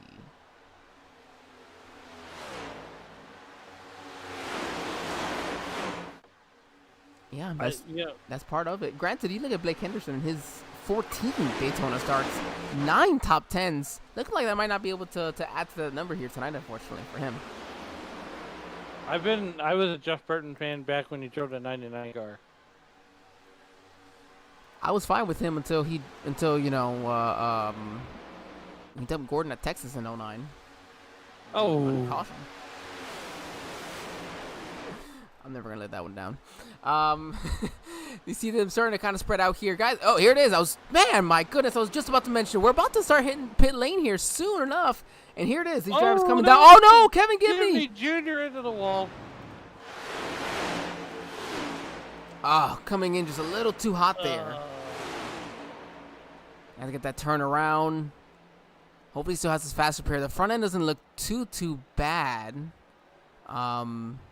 But your race leader right there really coming in. That's really going to hurt him now. And he's going to lose more than likely the draft of this pack if he can't come in here. Maybe just... Yeah, he's going to do left sides, actually. But he's going to lose decent amount of time to these drivers around him. Nonetheless, Matthew Boone, Josh Arnold, those two drivers are going to be your current two leaders. As Josh comes down, along with Mark Kissenweather, can they make it down? Oh, a little bit of contact. No, great job on all of them to stay away from each other. Mark, Kyle, and Josh do a great job all through, and I think that was as well the 18, as we mentioned, of Shad Swatsworth. So the front of the pack back here, Matthew Boone, along with Gary Donaldson, along with him, and then they're next to a pack of, or just with a pack of some of these not lead lap cars, as one would say. See the 28 there on that outside, then it's the 5, I believe, if I'm not mistaken, behind. No, I'm sorry, that's a 91. Oh, I couldn't. No, 91's what's next to him. Nonetheless, that's some of these cars that are not on the lead lap because they had already pit. That's Jonathan Adams. The 5 for Carmen Sienna. Oh, hey, okay, Carmen's paint scheme did load. We don't have the 96 now. It looks like when we were kicked out of iRacing, didn't notice it came back. Yeah, she's in the number 5 car, driving for Seth Wensing from Peculiar, Missouri. Yeah, it just wasn't coming up before, even for those on track. Oh, we got a caution! Oh my goodness! I'm not showing a yellow. I'm not showing an incident. Yeah, I've got a caution here. 25 to go. I saw some type of smoke, but It's the debris caution. it must be the debris caution. I was just trying to get there we go. Ooh, next quick chocolate milk. That sounds pretty good. Oh man, I want some Nesquik. Great, thanks, Carmen. Okay, let's see what happened. Bring out this caution flag here. Now with 25 laps to go.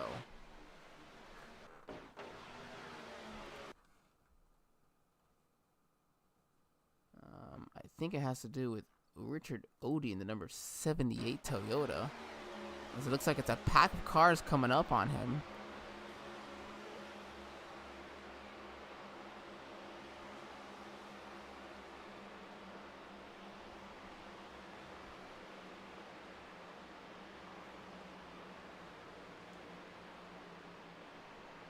No, I got nothing on that end. Maybe let's go to the number 2 car, but he was coming off pit lane, I thought so. Yeah, no, he's coming off pit lane. I'm not seeing what's happening here. Oh, there it was. We had just exited out a little too quickly. It was, in fact, the 2 of Josh Arnold there.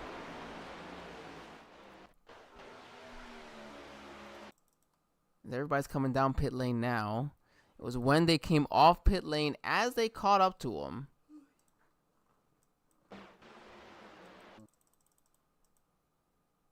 That contact happened at the 3 car. Oh, the 3 car just had. Oh, yeah. Oh, man. The 3 looks like there was room. Tried going there. The 2 tried to go low to get out of the way. Just bad timing on it all. Oh. Now that will leave the top quite a few drivers who did, of course, pit on that last, right before then. Just about 3 or 4 laps previous. So we'll have to see how this all works out. While this all gets kind of figured out, we'll go ahead and hit our possibly final break here of the evening. But we'll keep it side by side. Nonetheless, you can still see these pretty cars. We'll be right back after a very, very brief break. Thank you to Team Conti.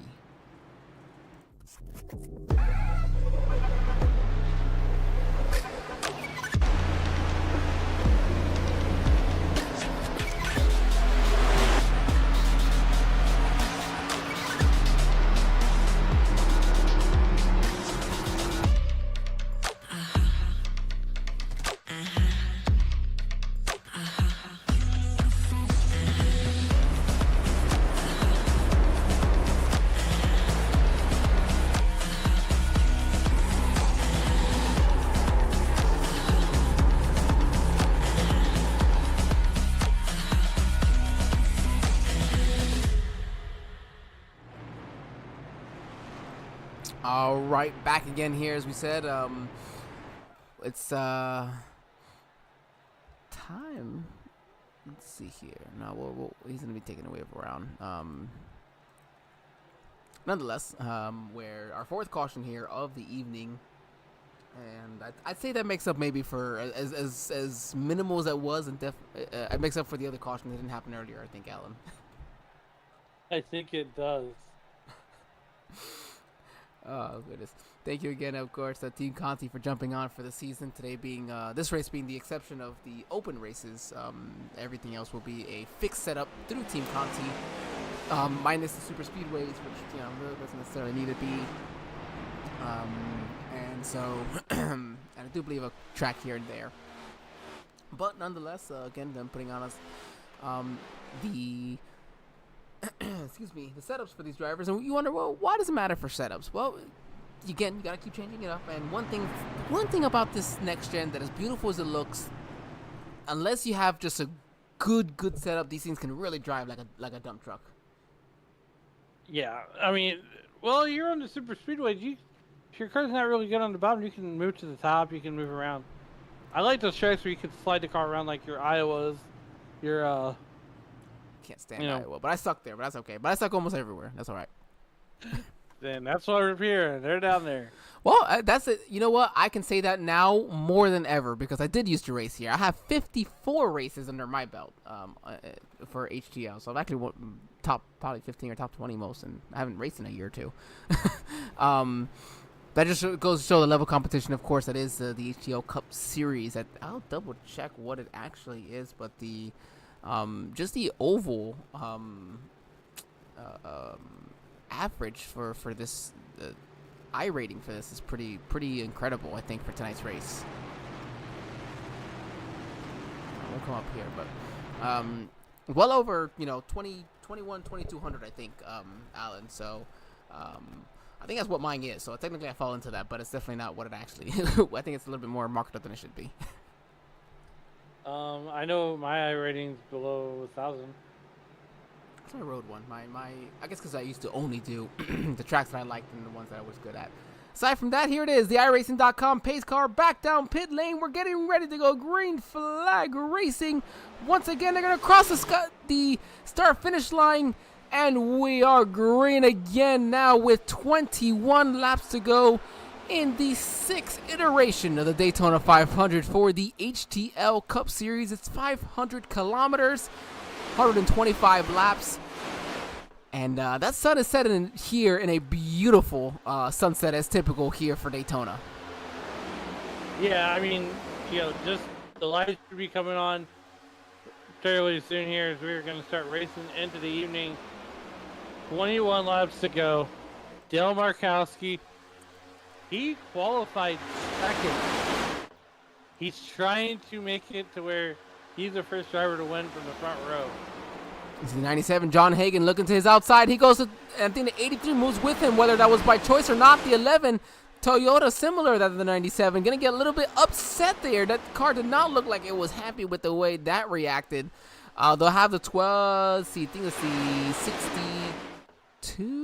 No, 62 is up there. I'm sorry. That is the 91, 97, the 11, and the 12 of Marcus and Winter. That's the other Toyota up there. At the bottom, aside from the fact that Dale Markowski's leading it, you got Dean Clavitt, your stage 2 winner there, leading that bottom row, with David Smeel, your pole sitter. So two drivers who definitely know speed around here. Right to the inside, going to take advantage of it and looking to take the lead. Can Dean hold on to it? Does he go up top? Is he going to hold on to it there? They also have Joshua Gaiman right behind. The inside line is too strong right now. Dave Schmiel is right where he wants to be, but really, Joshua Gaiman's really in the catbird seat. And not only that, but he's up 30 spots from where he started from. Yeah, so you have your pole sitter down 1 spot, and then Dean's up 24, Joshua up 30, and Mongo up 34. So quite a bit of mixture. Again, we mentioned as always up front, and then here to the pack, still a lot going on throughout. We got 3 wide here, picking around 19 to go, and again, I have to mention some of these drivers are going to be close to hitting to that 30 incident points, if not already done, just with both of their faster pairs. 19 to go. Dean Clavitt still wins this one. They're still leading this one. David Schmiel Jr., your pole sitter, he's running second. But let's not count out Joshua Grayman at third place car there. But here comes the outside line. It's picking up the team once again. It's outside lane. They are trying to make things work. So whether it happens, though, that's going to be another question. They are...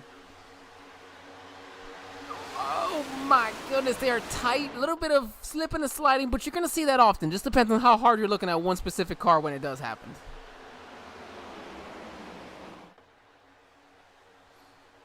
Oh, my goodness. Here comes your driver back up to the field. But 17, though, he's got some time now that he's kind of got that car repaired, of course. Unfortunately, not on the lead lap just yet, so he's in a battle with the 26 of Nate Blankenship. He's in that National Guard number 26, which is very confusing because for a good while, Blake Henderson had that very similar National Guard paint scheme for his number 25. And so I remember it being my bumper. Oh, we're 3 wide. We're back again. I don't know what happened there. It just completely dropped the connection to YouTube. Yes, Susie. Used to racing with you there, buddy. Glad to have you up here watching with us. Yes, Dean Clavitt repping that number 81, doing so very well, having won stage 2 and looking to hold on here, hopefully to take away this victory. As Dean's been working hard for this win, I think, for a good while, too. And here comes the outside line, getting momentum, and that would be the 60 car. Don't adjust the television stuff. Because he's coming.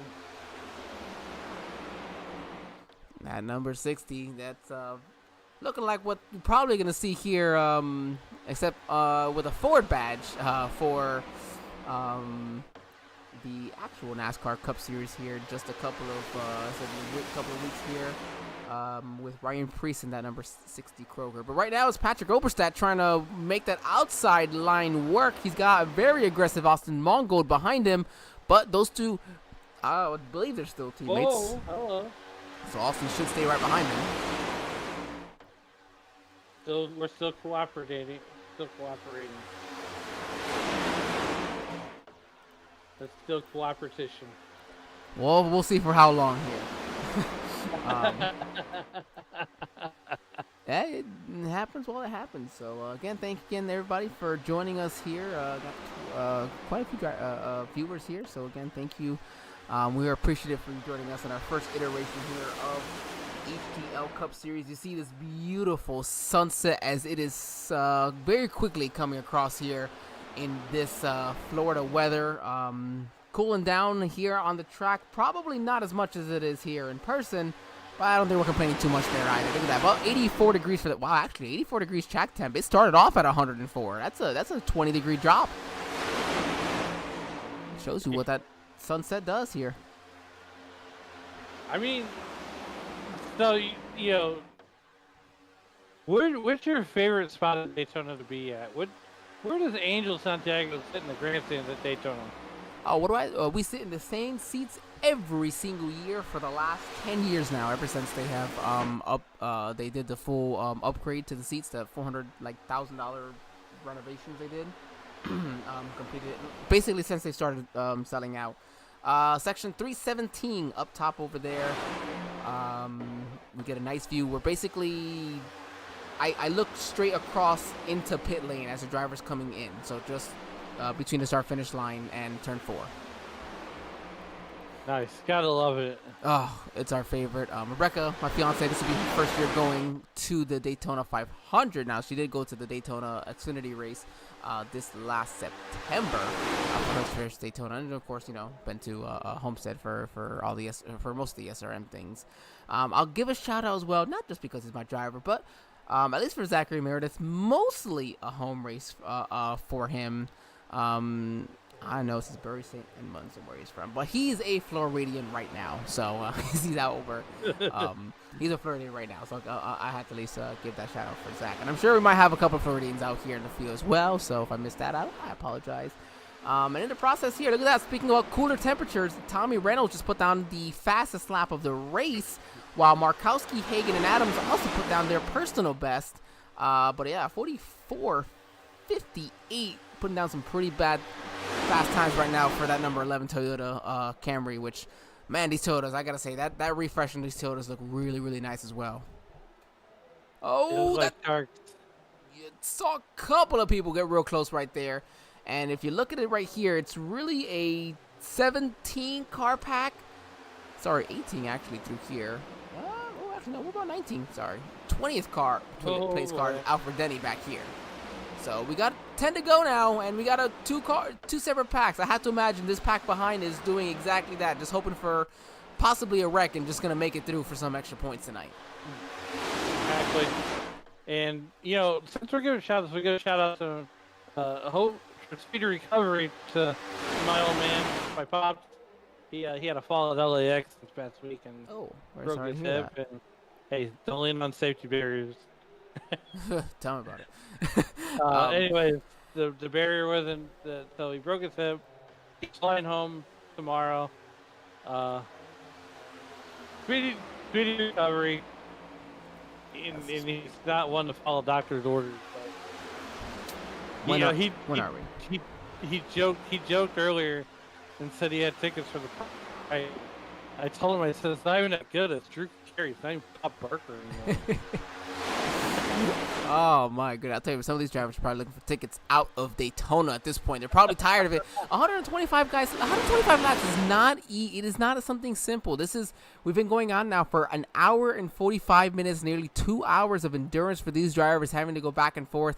And let's not forget, a lot of them also were in here, beforehand practicing. And you say, oh, well, it's Daytona. What do you need practice for? It's team practice. Getting on and off pit road. Working together. Those are the important things that you got to work on before the race.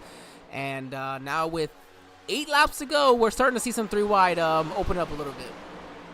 Here's the thing from my perspective as a driver, right? I'm getting in here early. I'm hoping there's some other drivers from other teams in here, not just my own, because you may get separated from your team, and you want to find out who you could work with. And I think that's a great point. Who are going to be some partners? Because it's your best friends until the gloves come off, and at that point, who's with you still at that point? And you got to make sure you have some quick drivers around you, some friends that you can work with. We mentioned 3 wide, man. It didn't take for them to complete the lap for us to already have 2 or 3 lanes of 3 wide racing. Yeah, 7 laps to go this time by, and Joshua Arnold continues leading that deuce, taking the deuce to the front. And, the last time we saw the Deuce, I would have loved to see Rusty Wallace win at Daytona 500. Well, as a Jeff Gordon fan, I can highly disagree in that part. He won a couple of them. He won 3 of them, and I was there for the last one in 2005. That was my very first NASCAR race, actually. Oh, look at this run. John Hagan's got a whale of a run on the middle. Oh, Dean Clavitt goes to throw the block. He's got to hit a little bit of a bad shove. Great save, and I know it took the car on the outside to help save a little bit of that. Here comes now to the inside. Everybody throwing blocks. What is going to be happening? 3 wide, and we are now wrecking here in 1 and 2. As one might have expected at this point in time, everything else happened. There goes Dean Clavitt. There goes quite a few of those quick drivers. And now everybody in that second pack just trying to make it through, with some of them just kind of parked in the middle, trying to make their way around. Wow. Yeah, you know what this is going to set up? Probably going to be a green-white checkered. You're absolutely correct. All right, let's go back there and see what exactly happened.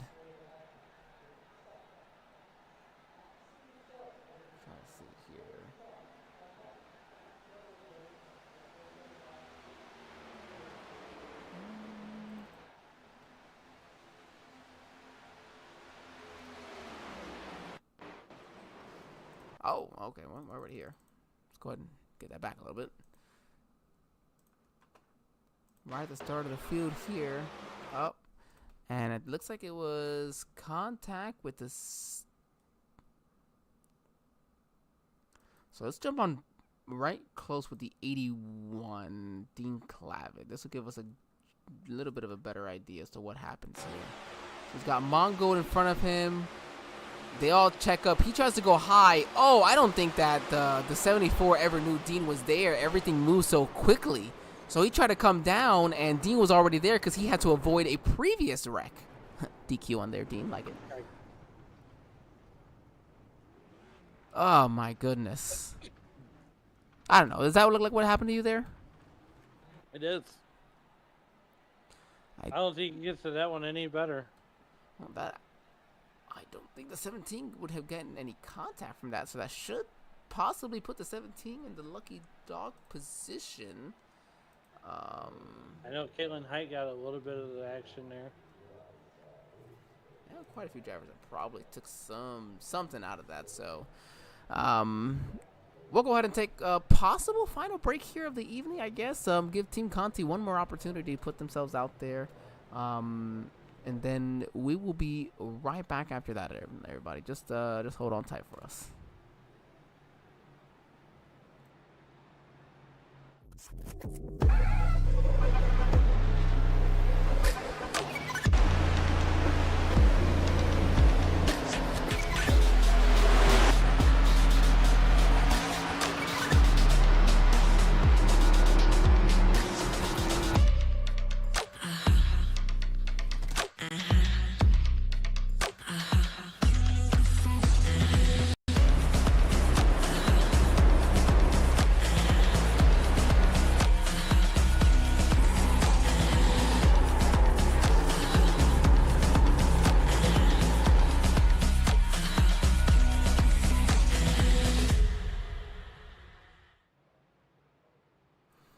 All right, back here live from Daytona International Speedway. The sun is setting. A beautiful evening here at the racetrack. You see that, it's the iRacing.com blimp up there, but typically, of course, we're talking about the Goodyear blimp.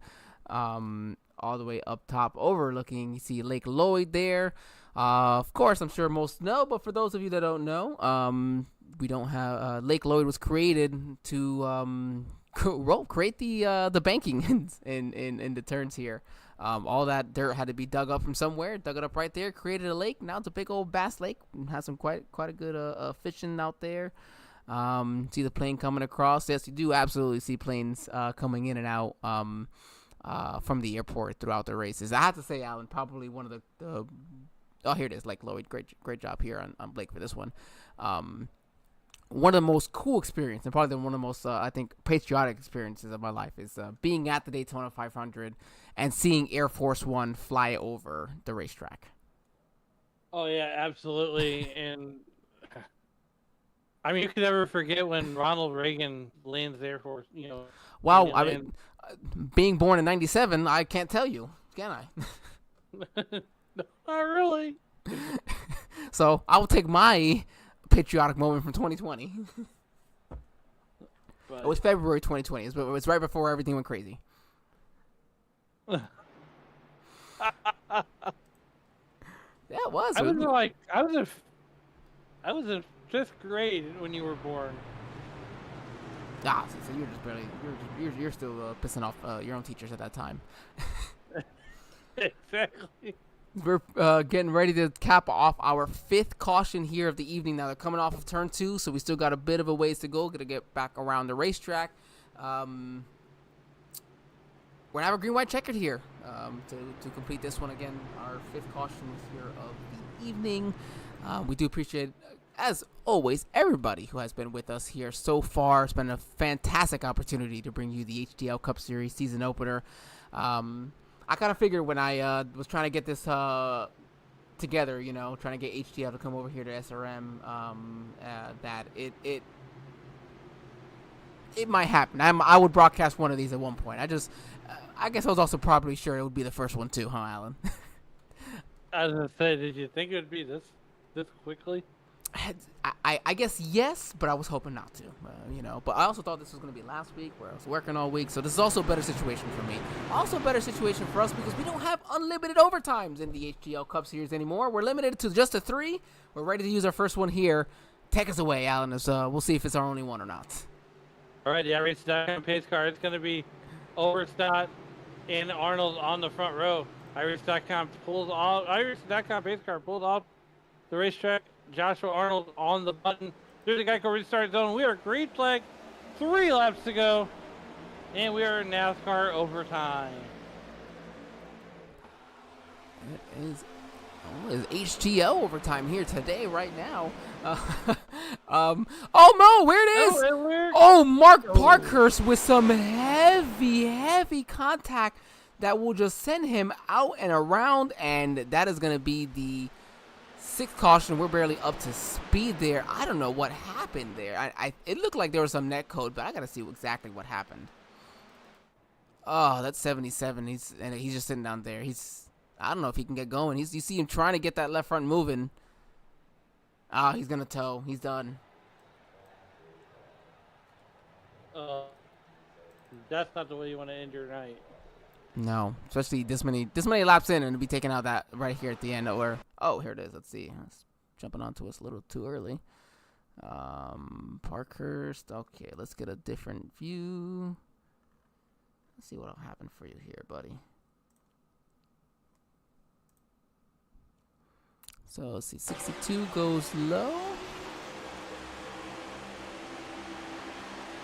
Oh yeah, that was a 33 of Gaiman. I don't know if he just had help from the 3, or maybe he just was getting pushed from the 3 of Cali behind him.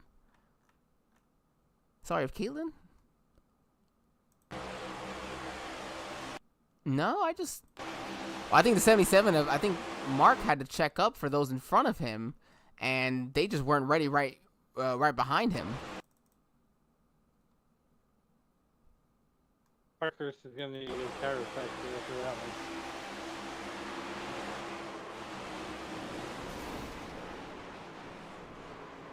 one. You see just the chaos that ensues behind as well, so.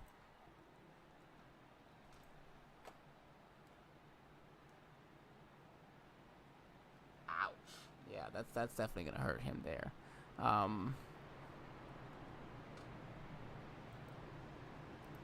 right.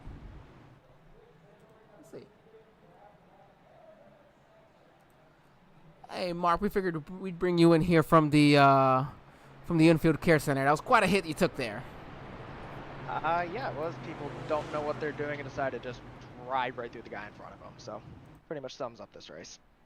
I kind of figured that's what it was. So I wanted to bring you in anyways. I don't want to take advantage of a bad moment, but I always love having a fun, not a fun one, but someone has to have some emotion here. That's not us, Mark. Everybody's talking isn't to me. It was a good race. I'm just watching over the replay now, and he didn't have room there. I don't know what he was thinking. You're right, though. It has been an amazing race so far, Mark. At least, walk us through. We're getting ready to have our, completed, and fortunately not to finish it off with them. But walk us. 40 cars on field tonight, and really it's been some great racing overall throughout the entire evening. Yeah, there's been a pretty good amount of give and take. I've done most of this race with some front end damage there from that stage 1 wreck, which I'm pretty happy just to have had a shot, even if I didn't actually get to capitalize on it there at the end. But it was pretty fun getting to race with these guys again, especially in this style of racing. There's a lot of comers and goers, and you get to get some big runs, make some fun moves, and as long as everybody's willing to give and take a little bit, it's a lot of fun. But once you get down to the crunch time here, it gets a little more take and a little less give, and everybody gets frustrated. It can be a frustrating moment for that. That's also why I give you just a few moments in case if you had any more to say, just in case. I joke with Alan that most of these drivers just used to me screaming at them over the radio, so it's a little bit different. Yeah, I was gonna say I won't get you demonetized. Don't worry. I said everything I had to. Did Odie hear all of it? Yes, he did. Okay, perfect. Go get the quotes from him.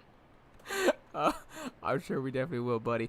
I was mentioning to them, I guess from here, instead of the Oval, I guess I'll see you on Saturday night for some fun on the road course. 24 hours there. Yeah, that's gonna be a lot of fun. I got to get some more laps in there, to be honest with you, but I think that's gonna be a blast. I did a bunch of touring car racing today and got some good finishes over there, so I'm hoping the road course momentum carries over to the weekend. Well, as I mentioned at the start of the broadcast, the 32 gigabytes of RAM help for the broadcasting, but hopefully as well for some good racing here at that 24. So, Mark, sorry for an unfortunate finish. Beautiful paint scheme here tonight, though, and hopefully we'll get to talk to you in a better situation next time you're out here. All right, I hope so. Have a good night, buddy.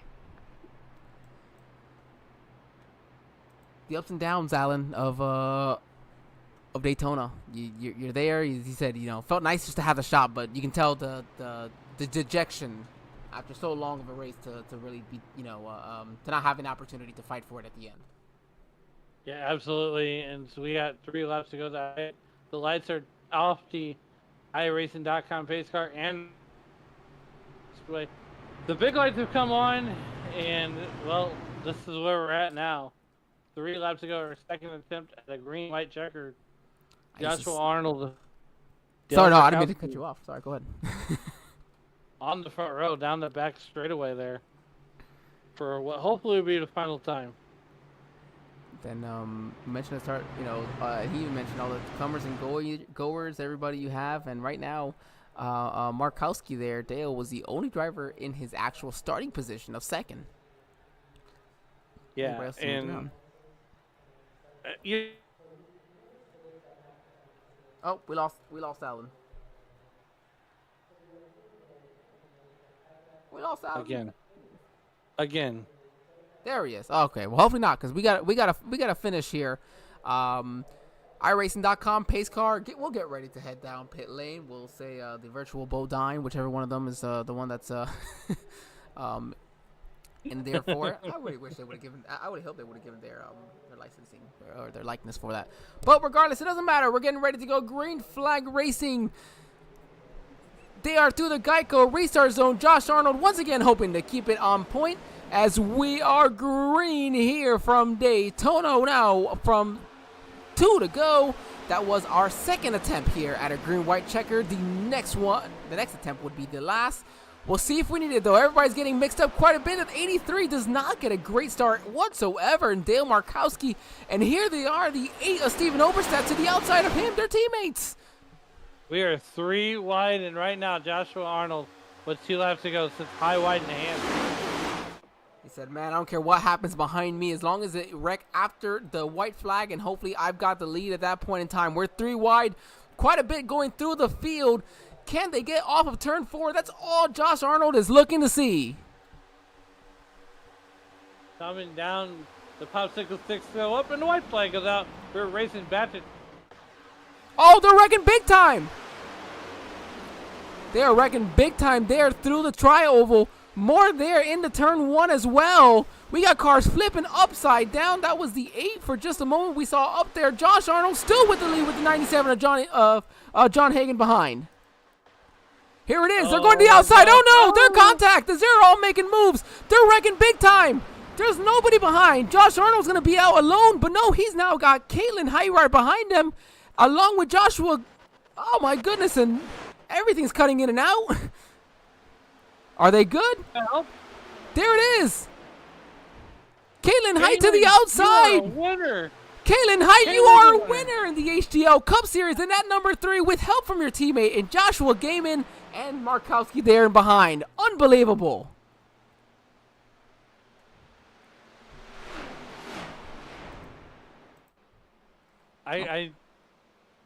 Oh, man. What a finish. Man, everybody started cutting out right at the end. Everyone was starting to disappear. I said, no, we're not having this problem right now. Oh, my goodness. Can we go back and look at a couple? We got to go back and look at quite a bit here. But, for one, this finish.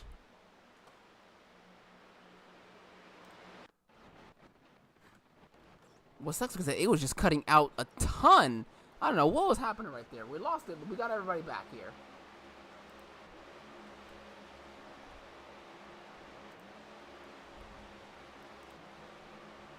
So that gave that, but then really just which one of these wrecks are we talking about now?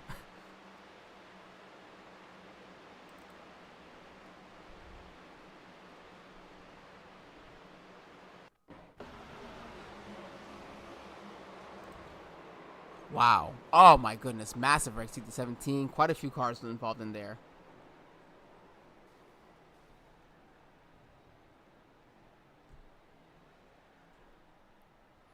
Oh man, it's just disappointment as well when you have all those, all those drivers, having a great race. But you know what? It's gotta happen. It's gonna happen to some, not gonna happen to all. Somebody's gonna come out here being the winner. And of course, that is Caitlin Height. We'll go ahead and she's burning it down exactly as she should. Give us just a moment. Let's go ahead and bring Caitlin on here.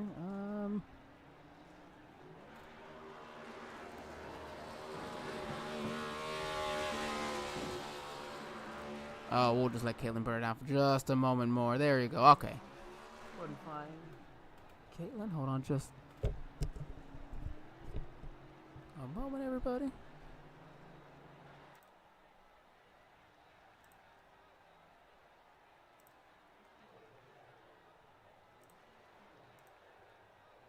Alright, Caitlin, let's find you here. Let's see. I apologize. Looks like Alan's having a couple more problems, so he's going to jump back out here. In the meantime, let's go ahead and bring in Caitlin.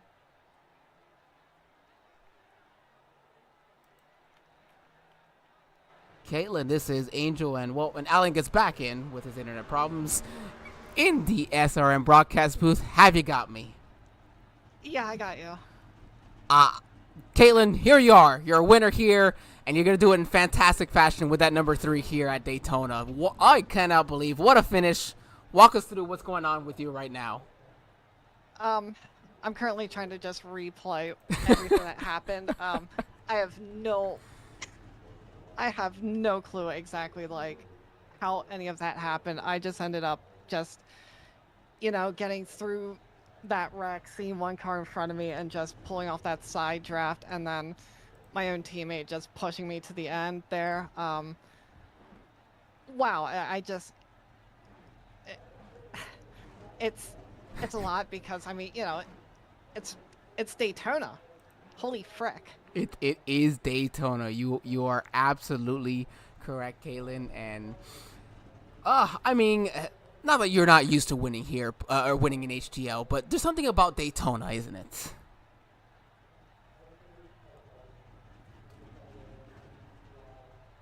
Oh, we lost Caitlin. There you go. Try Caitlin again. Okay. Hi. Hello.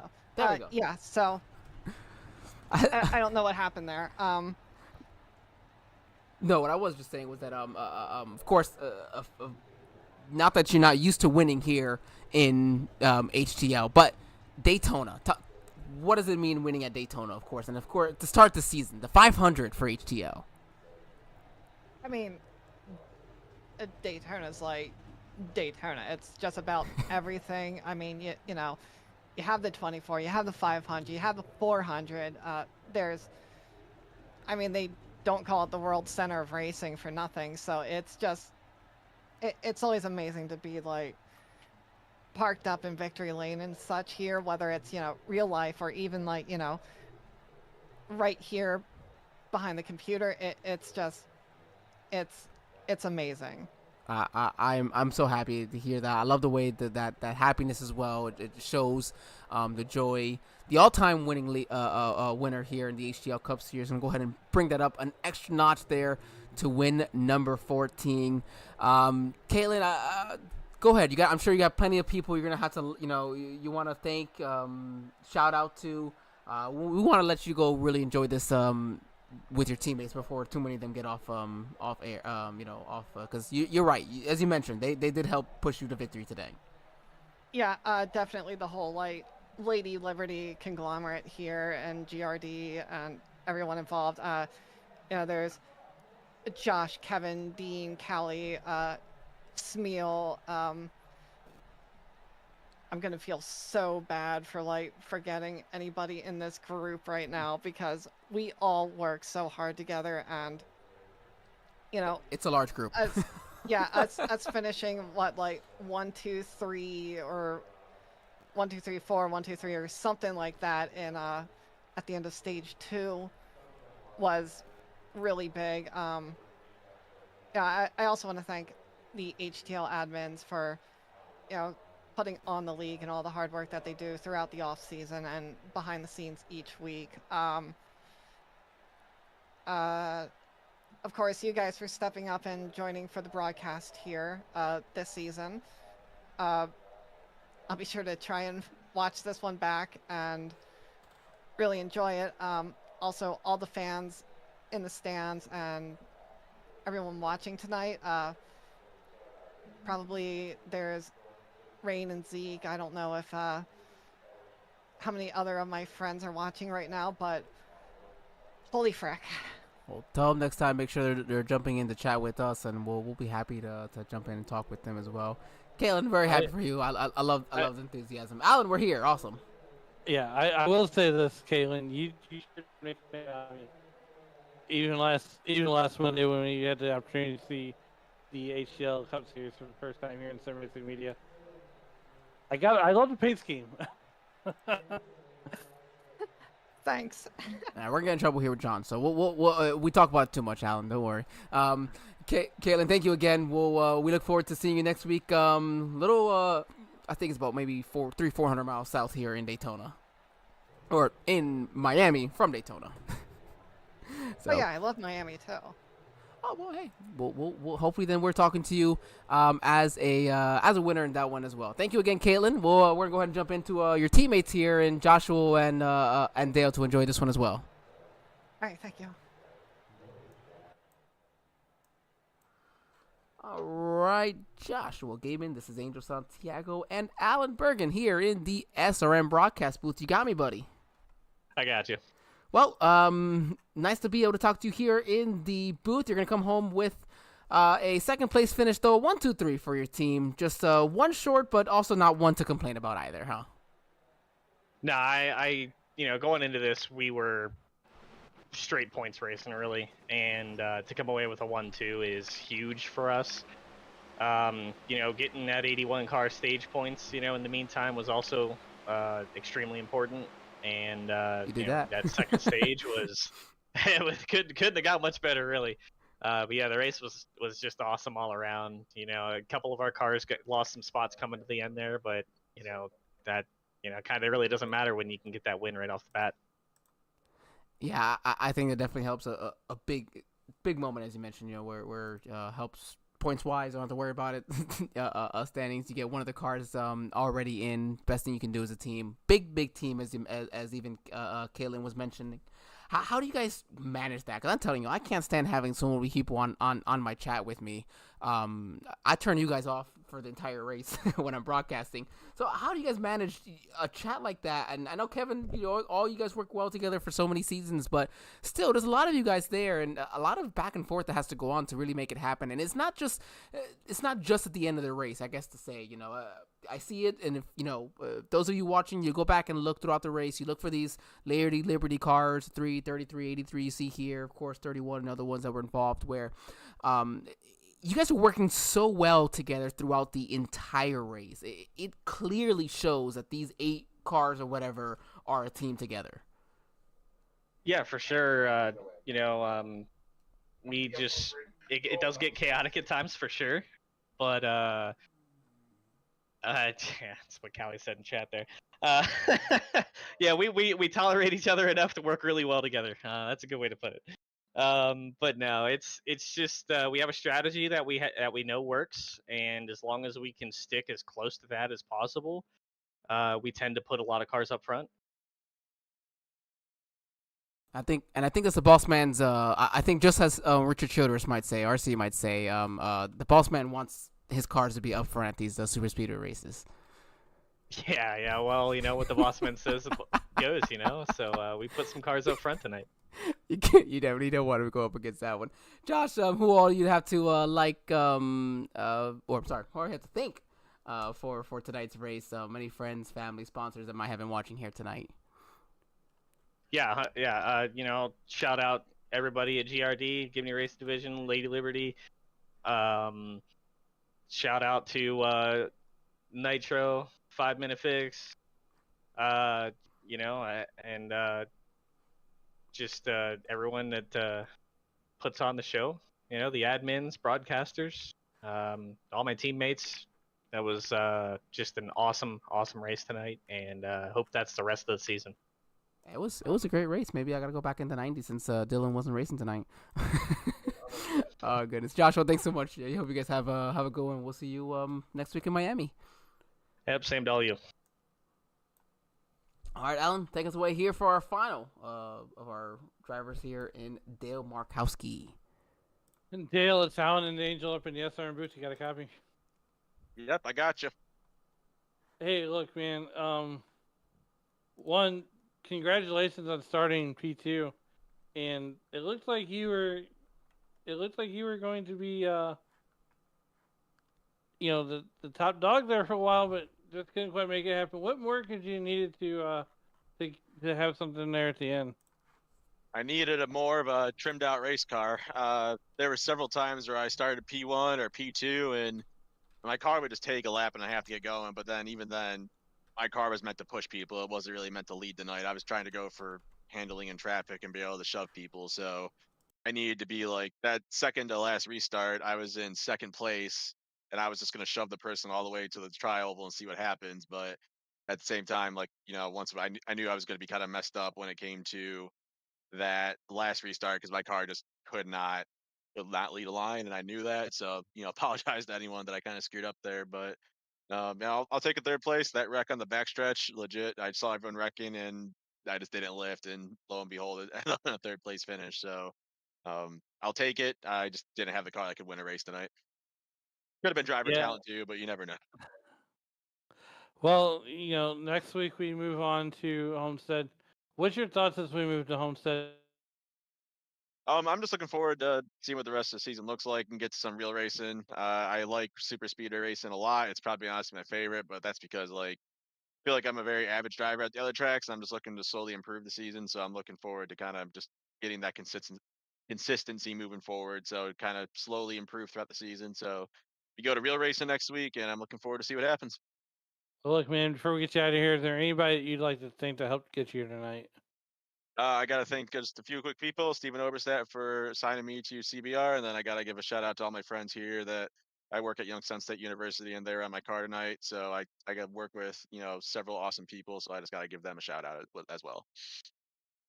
All right, man. Well, congratulations on that P3 finish, and we'll see you next week at Homestead. Thank you very much. Y'all have a good one.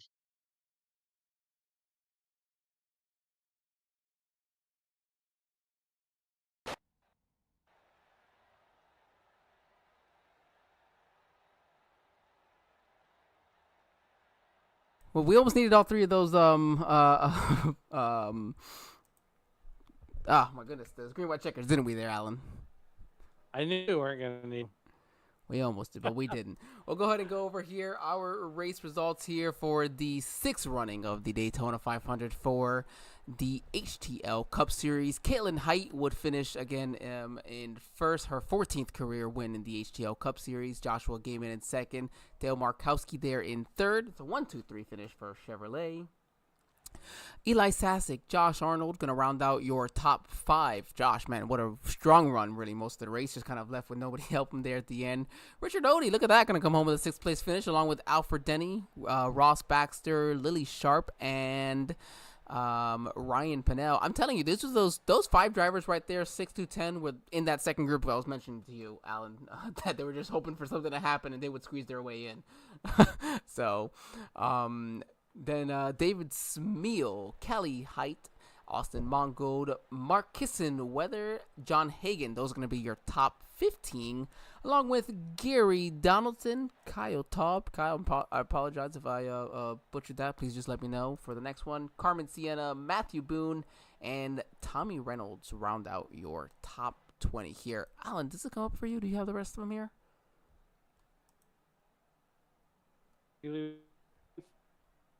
So finishing 18th will be Carmen Sienna. Matthew Boone will finish 19th. 20th will be Tommy Reynolds. Bringing it home 21st will be Patrick Oberstadt. Zachary Meredith bringing it home 27th. 28th will go to Zachary Epperson. Tucker Sawyer will bring it home 24th. Steven Oberstadt will bring it home 25th.